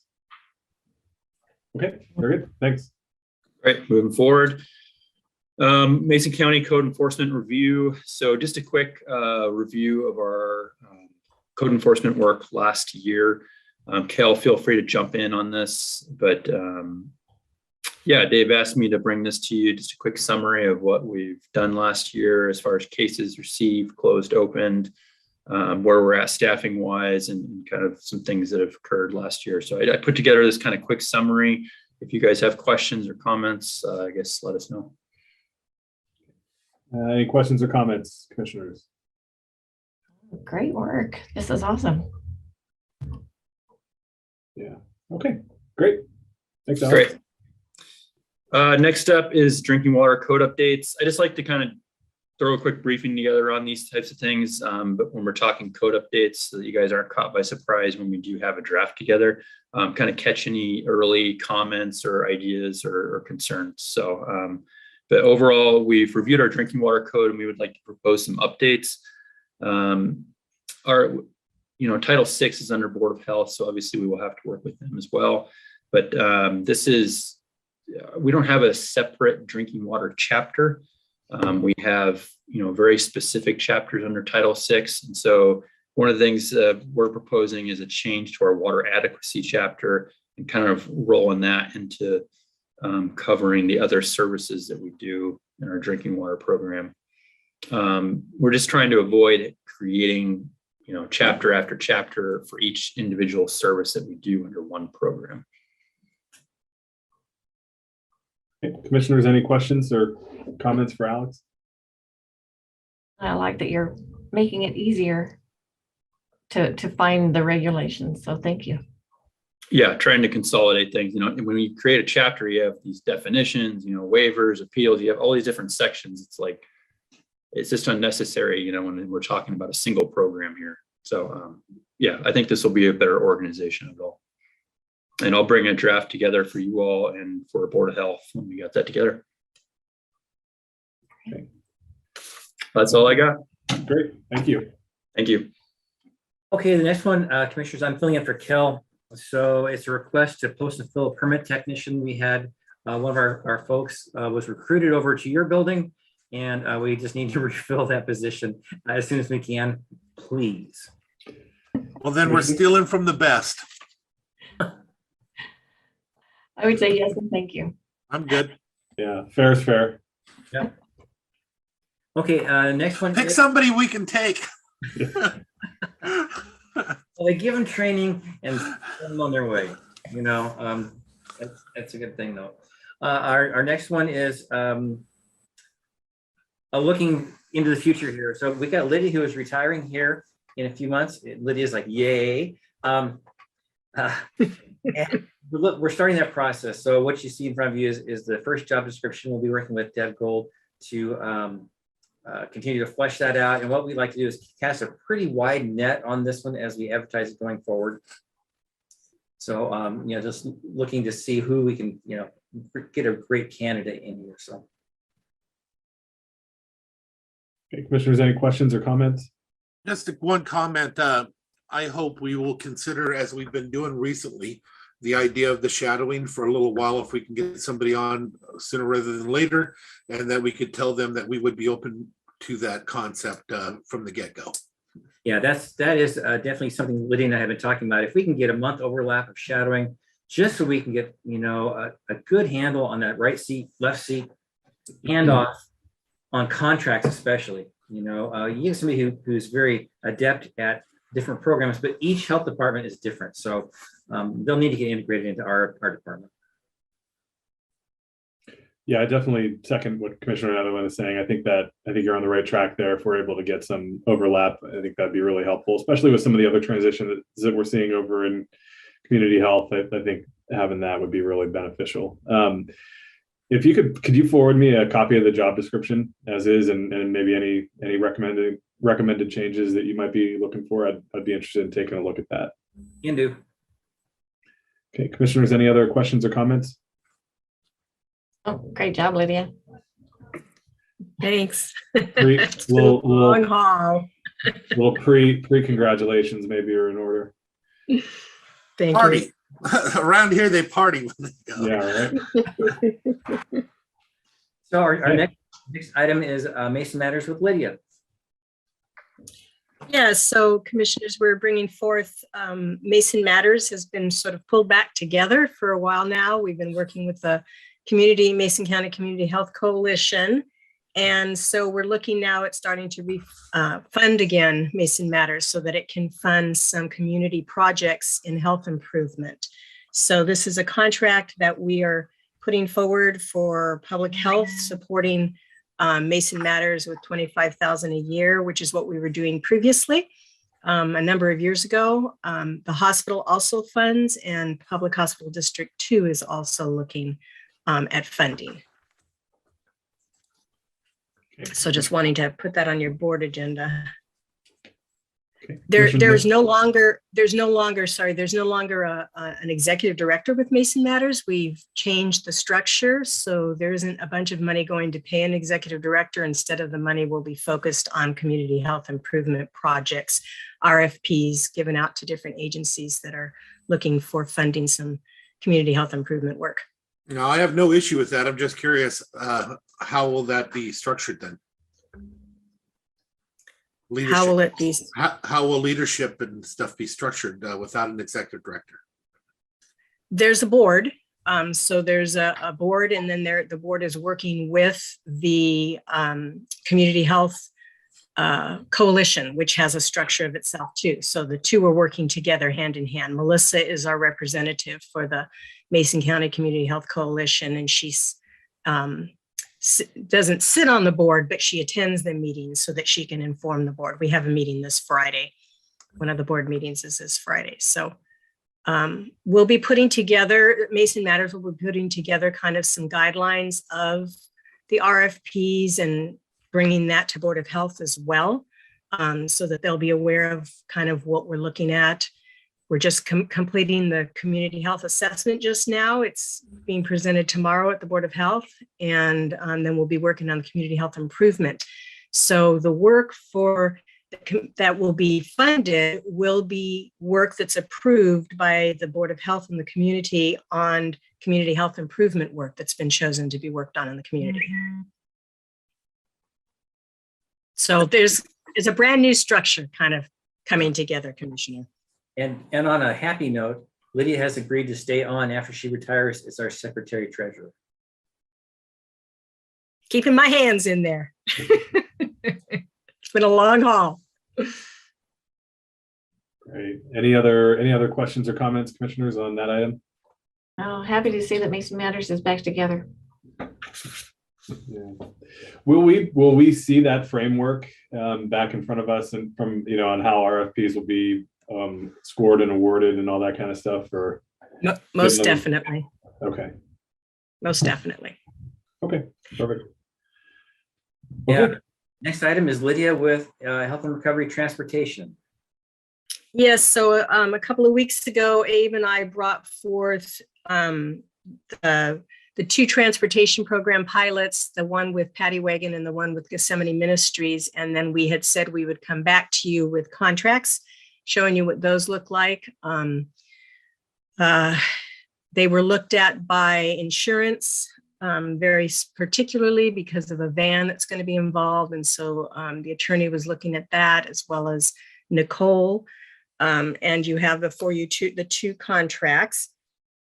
They are 2-year contracts extended there, but the second year does not go in effect until the first year's been approved that the work went forward. So even though the contract states, like the one says 70,000, one is 80,000, it's over a 2-year period, but the second year is not released until approved by the commission that the first year was successful. So that's how we had set those up to work. So it's basically a 1 year with the second year waiting in the wings if it's approved. Okay, commissioners, any questions or comments? Just real quick, the Paddy Wagon and Gethsemane are great services, and they serve Mason County well. So it's cool. Yeah, we're excited about the partnership. I think it can help both out. Great. Commissioner Allen, anything? Not on this topic. I have a question for Lydia, though, that she might be able to help me with when the time is right, but she has more. Okay. Okay. So okay to move forward with those contracts to the action agenda? I think so. Commissioner Netherland, are you good? Okay. Yep. Okay. The next one that I have for you is Mason County lead subcontract with Olympic Health and Recovery Services. I think it was about a week ago that you received, finally, we received the contract from HCA of our lead funding. It's a few months behind for the next 1.5 years of the lead program to be paid for. And then this is the subcontract, because our main agency working that program is, of course, Olympic Health and Recovery Services. So this contract that's for $700,000 is the next 18 months of their contract for the lead program. So we're bringing that forward to go to the action agenda. And I think it's Abe's on as well. I think it's a little bit more. I think they've definitely given more money. LEAD is kind of building the state LEAD program is sort of expanding things. And so it's more than it was last time. So we'll see how it goes. I'm crossing my fingers with losing Abe. Yeah. And just for reference, commissioners, this is part of the expansion that's going to be taking place over the next several months is related to the Blake legislation that went through last year, and is just sort of a means to address the gap that the Supreme Court ruling had in those situations. So I think it's also important to note. Any questions or comments on this contract? No, very cool. Okay. Okay, thank you. And the last one that I have is also related. So at the end of the last quarter, with the LEAD contract, there was not enough money put forward. And so we have money to pay our ORS partners, but the December billing got delayed. And so we need to move forward $16,986.72 to be able to pay the December payment for them. But the money's in the account. So we have received the money already from HCA. We just need to be able to pay it to LEAD because it's beyond what we originally had set with them. So wanted to do that. Great. Commissioners, any questions or comments for Lydia on this item? Okay, nope. I'll give Lydia. Okay, I think that's all I have. All right. Abe, did you want to? Oh, sorry. Abe, did you have anything to add to any of those? Besides a wave goodbye? Just wanted to point out that the LEAD contract, subcontract with ORS, we're actually almost able to double the original amount from the first contract. So we're going to grow the case management team and provide more services. So I think that's fantastic to know. So and there's little Donald. Yeah, since we're a little later on the agenda, he's up from his nap, so he's joining me on the Zoom call this morning. Before I go to Lydia, Mr. Chair, do you mind if I jump in for a minute? Not at all. Abe, you already know I'm one of your biggest fans completely. You've impressed me so much over the years. There isn't anything you didn't touch that didn't turn gold. I really, really appreciate you. I'm glad you're going to be up at North Mason, but I just want to say I really appreciate you. And if this is your last meeting, as was stated, I just didn't want it to go away without saying goodbye to you personally on that. Thank you, Commissioner. I greatly appreciate that, and have learned and grown a lot over the last few years, and definitely going to miss the work and the folks that I've been able to work with. So, but glad that I get to stay in the county for sure and work in Mason County, and it's a great community up north, and looking forward to the opportunity.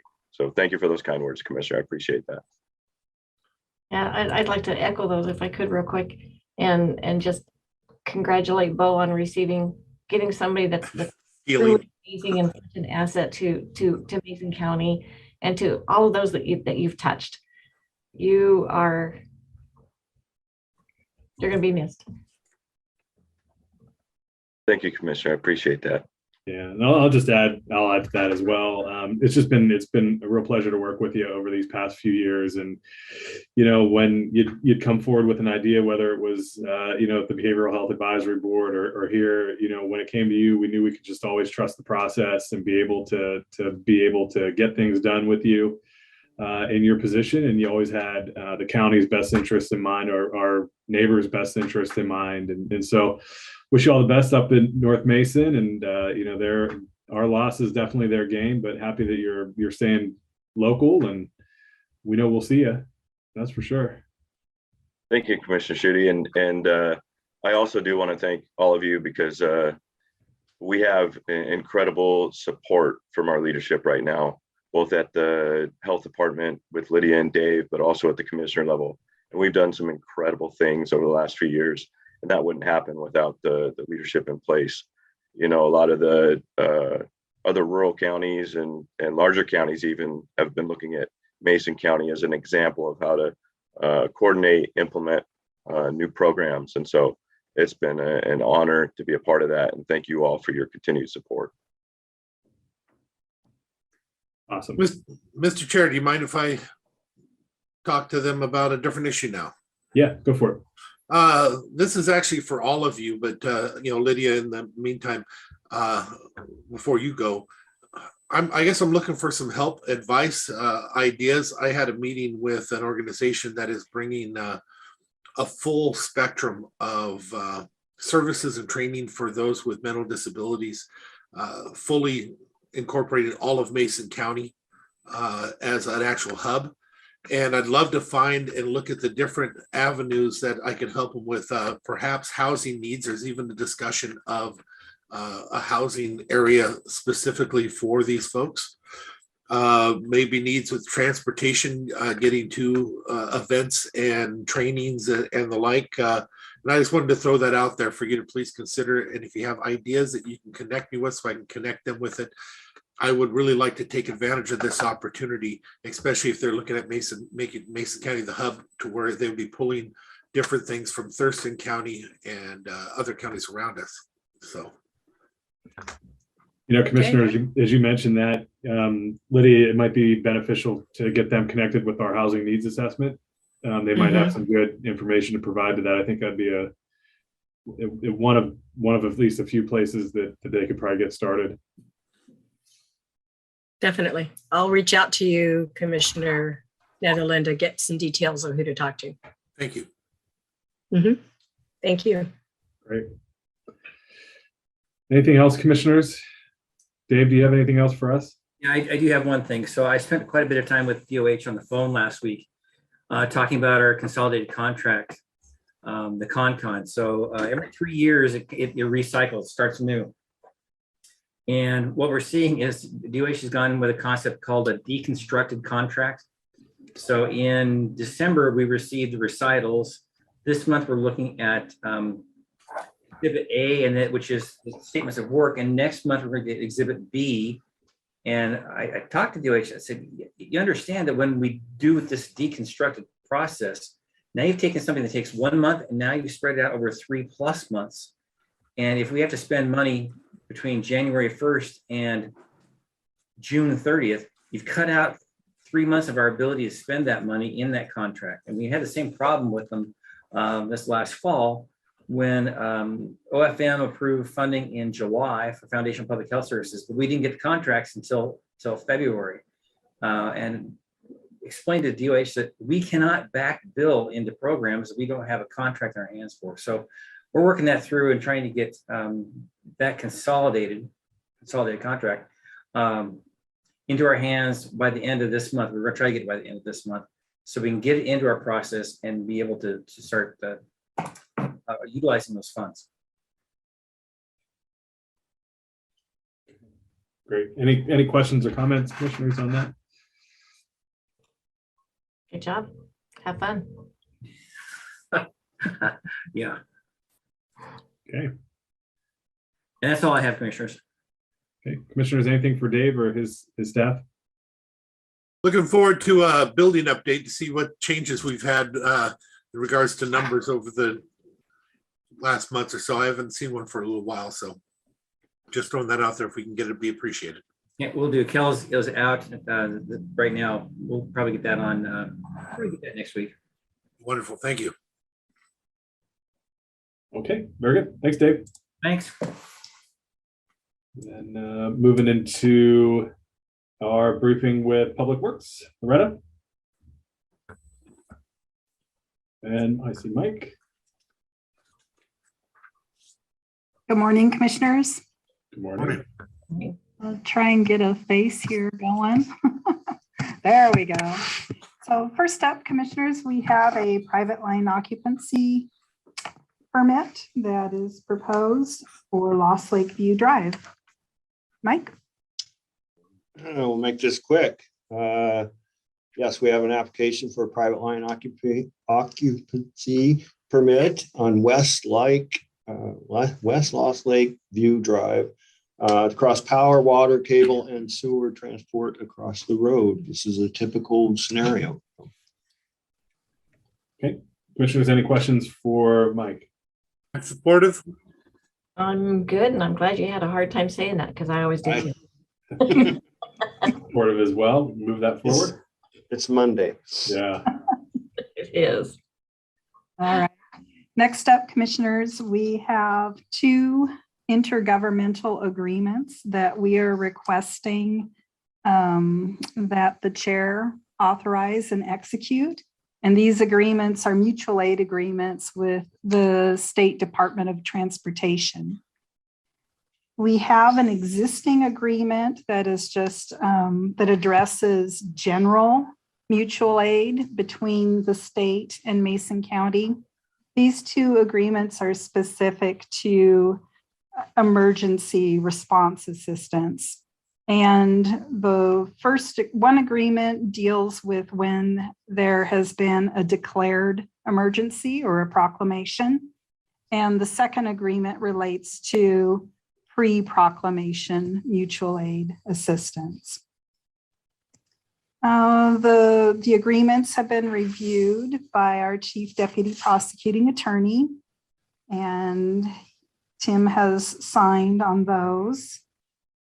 And what else can I tell you? It does identify that either agency, the state or the local, Mason County, may initiate or trigger this request for mutual aid.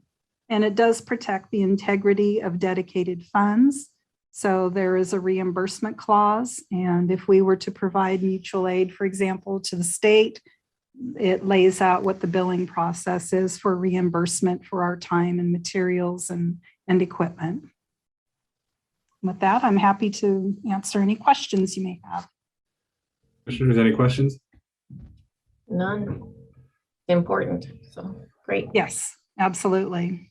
So I guess I have a question. We saw over the past couple of weeks sort of the back and forth between DOT and Kittitas County on shared services based on vaccination status. There's definitely 2 sides of that story, and the truth is probably somewhere in the middle. Are we wading anywhere into an issue where we would be signing these and then we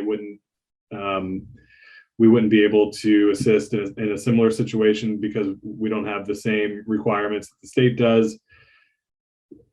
Or is this something completely different than what was happening in the agreement between Kittitas and DOT? I believe it is something different, Commissioner, but I will contact DOT and ask that specifically. Yeah. I don't want to make any assumptions. Right. I mean, all for helping, definitely. We saw a couple of weeks ago what DOT was up against on 101 and 119 and other parts of the county as well. So definitely want to be good partners. But if we're going to sign an interlocal with them, we want to make sure that we're actually able to help them. And, it's not window dressing. Yeah. Yeah, and that very well could be. I know that at one point, certainly outside contractors had to have current vaccination cards to participate and be on state right-of-way projects. So it very well could be, Commissioner, that would extend to us as well. Yeah, I'd just like a little bit more information on it, and not opposed or supportive one way or another, but just want the additional information if we can get it. Yep. I will follow up today and find out. Commissioners, any questions or comments? Okay. Do we want to move forward and put this on the agenda while that information is pending, or do we want to revisit in a week, or what's the commission's will? How urgent is it to be put on the agenda? Is it time sensitive or? It all depends on whether we have a disaster next week. Well, are we out of contract? Are we out of agreement with them? No, we still have our general mutual aid agreement, Commissioner. So I think that it can be delayed. I'll do my best to find an answer by Wednesday so that the action item can move forward. And if not, it certainly can wait a couple of weeks until our next action agenda. I'm comfortable with that way of looking at it. Yeah, and I would have no problem if it went on next week's agenda. I just, I trust that we'll get the information. And if we don't, I don't know that it's necessarily a deal breaker, but it's just something I want to know. Yep. So, I mean, we can move it forward and address it when you get the information. Okay, thank you, commissioners. Okay.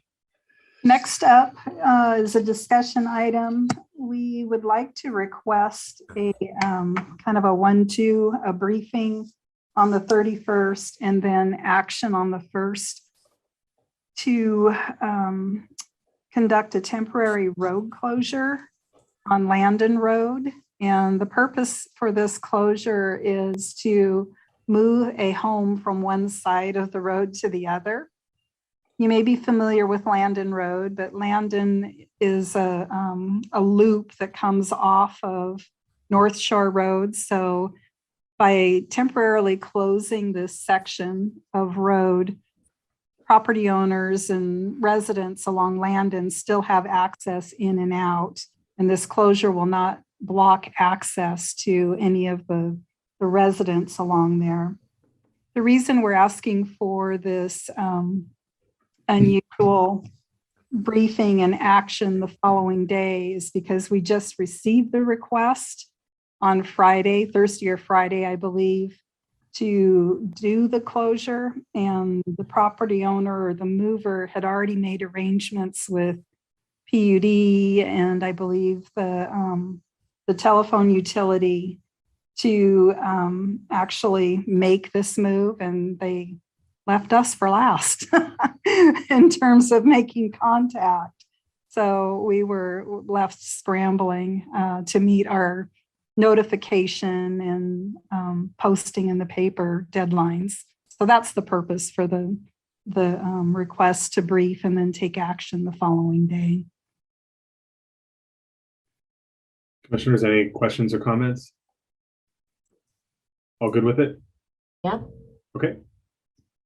All right, thank you, commissioners. Okay. And with that, other items that the department's been cranking away on. I know that Mike and team have been busy getting ready for construction season and preparing for the projects that we will have under construction this year. And on the utility side, we've been working to complete our pump replacements and lift stations, and of course, preparing for the hearing on the proposed Belfair Sewer Extension, which is coming up next Monday on the 31st. And let's see, what other fun things? Legislative requests, working with Deb on that. And welcome to Deb Gould. Happy to have Deb on board as well, as we've got some vacancies to fill and looking forward to working on contracts coming up. And so welcome. Thank you. Thanks, Loretta. Commissioners, anything for Loretta? I have two things. It's funny, Loretta. I was about to actually text you because I was reading or email you. I was reading your emails to me. Oh, okay. And I realized you're right in front of me, so I'm better off just go ahead and bring it up. Sure. The lights up there at that school, have we established whether they work yet? And whether they've been set for the timers like they're supposed to? They're set and programmed for not school time, Commissioner. They are set for play zones or the playground. So at the time that we had games going on and practices, but not as a school zone. Okay, but it does work now. So, because originally that's what we're going to do is we're going to put it in there for those times. But I don't know if they ever gave us times, but it wasn't working when we went up there. Now that it works, is that something we can just take care of, or? I believe so. But Commissioner, if it's all right with you, I would surely love to get all of the parties around a table. Yeah, I'll make that happen. All of us nodding that this is the solution. This is what we're doing. Yeah. No, I will make that happen. That is the big one, though, is that they have those lights when the kids are present out there. The other thing I have is I don't know whether we bring it to the commission. You and I had a small discussion. There's a group that's growing in Lakeland Village and the Allen area in regards to the sewer rates, and they're upset about them and stuff. For the most part, I've never been a fan of us doing the automatic escalations, but I've gone over these numbers over and over again, and I'm pretty comfortable with what we do with the money. There's always a belief that money is just thrown away or goes to different funds. I'd like to have Loretta come to maybe the clubhouse or something and give a breakdown of our funds and what we do and how the rates come about. But I don't know if it's something you wanted me to bring up through the commission or just set up. In the past, I know we've had meetings in the past at like Russellwood area. Russellwood. Yeah. Yep. And the like, but I just didn't know what the appropriate way to handle this one would have been. So I'm just bringing it up to the commission in case they have issue with it or a question or anything like that. No, I don't have an issue with it. I think if there's a mutually agreed upon time, I think if Loretta and Richard can do it and they're up for it, I think that's good. Okay. Yeah, it should be arranged around them. It's their barbecue, so. Agreed. That's what I had. Yeah, thank you, commissioners. To me, that's just great customer service, is meeting with our customers, and if there are questions about rates and how they're developed and where their money's going to, happy to do that. Great. Commissioner Trask. We'll follow up and let commissioners know. Great. Commissioner Trask, anything for Loretta? I've noticed that a lot of the holes in the roads are being repaired. Truly appreciate that. It makes driving a lot less adventurous, I guess. So thank you for that. Tell the guys, well, everybody out there, how much we appreciate them. Will do. We're planning to have a post event meeting, I believe Thursday morning, to talk through things that we might want to do differently next time, things that we thought went wonderfully, just a follow-up. And we did hold, Chief Bakken held a meeting as well last week where we kind of ran down those same items. And so we'll bring those forward. There's some little tweaks here and there on snow routes and communications and coordination, but overall it was a positive response to the event. So definitely appreciate our crew very much. Great. Okay, commissioners, anything else? Okay, thanks, Loretta. Thank you. All right, next up, WSU Extension, Dan Teuteberg. Hi, commissioners. Appreciate the time. Just talking to you briefly about signing our Appendix A of our annual MOA, which is our annual agreement between Mason County and WSU. Again, nothing new to you. It was approved in the budget, but this is the formalized process of agreeing to do that annually. We have a long-standing partnership between WSU and Mason County, and it's been a pleasure to serve here the last 10 years. I look forward to a lot more years serving, but we offer wonderful educational programming to the residents, and I know you have all been supportive in the past. So just looking forward to our continued support, and it's going to be a great year for us. Excellent. Commissioners, any questions or comments for Dan? Nope. And it is going to be a great year. Great.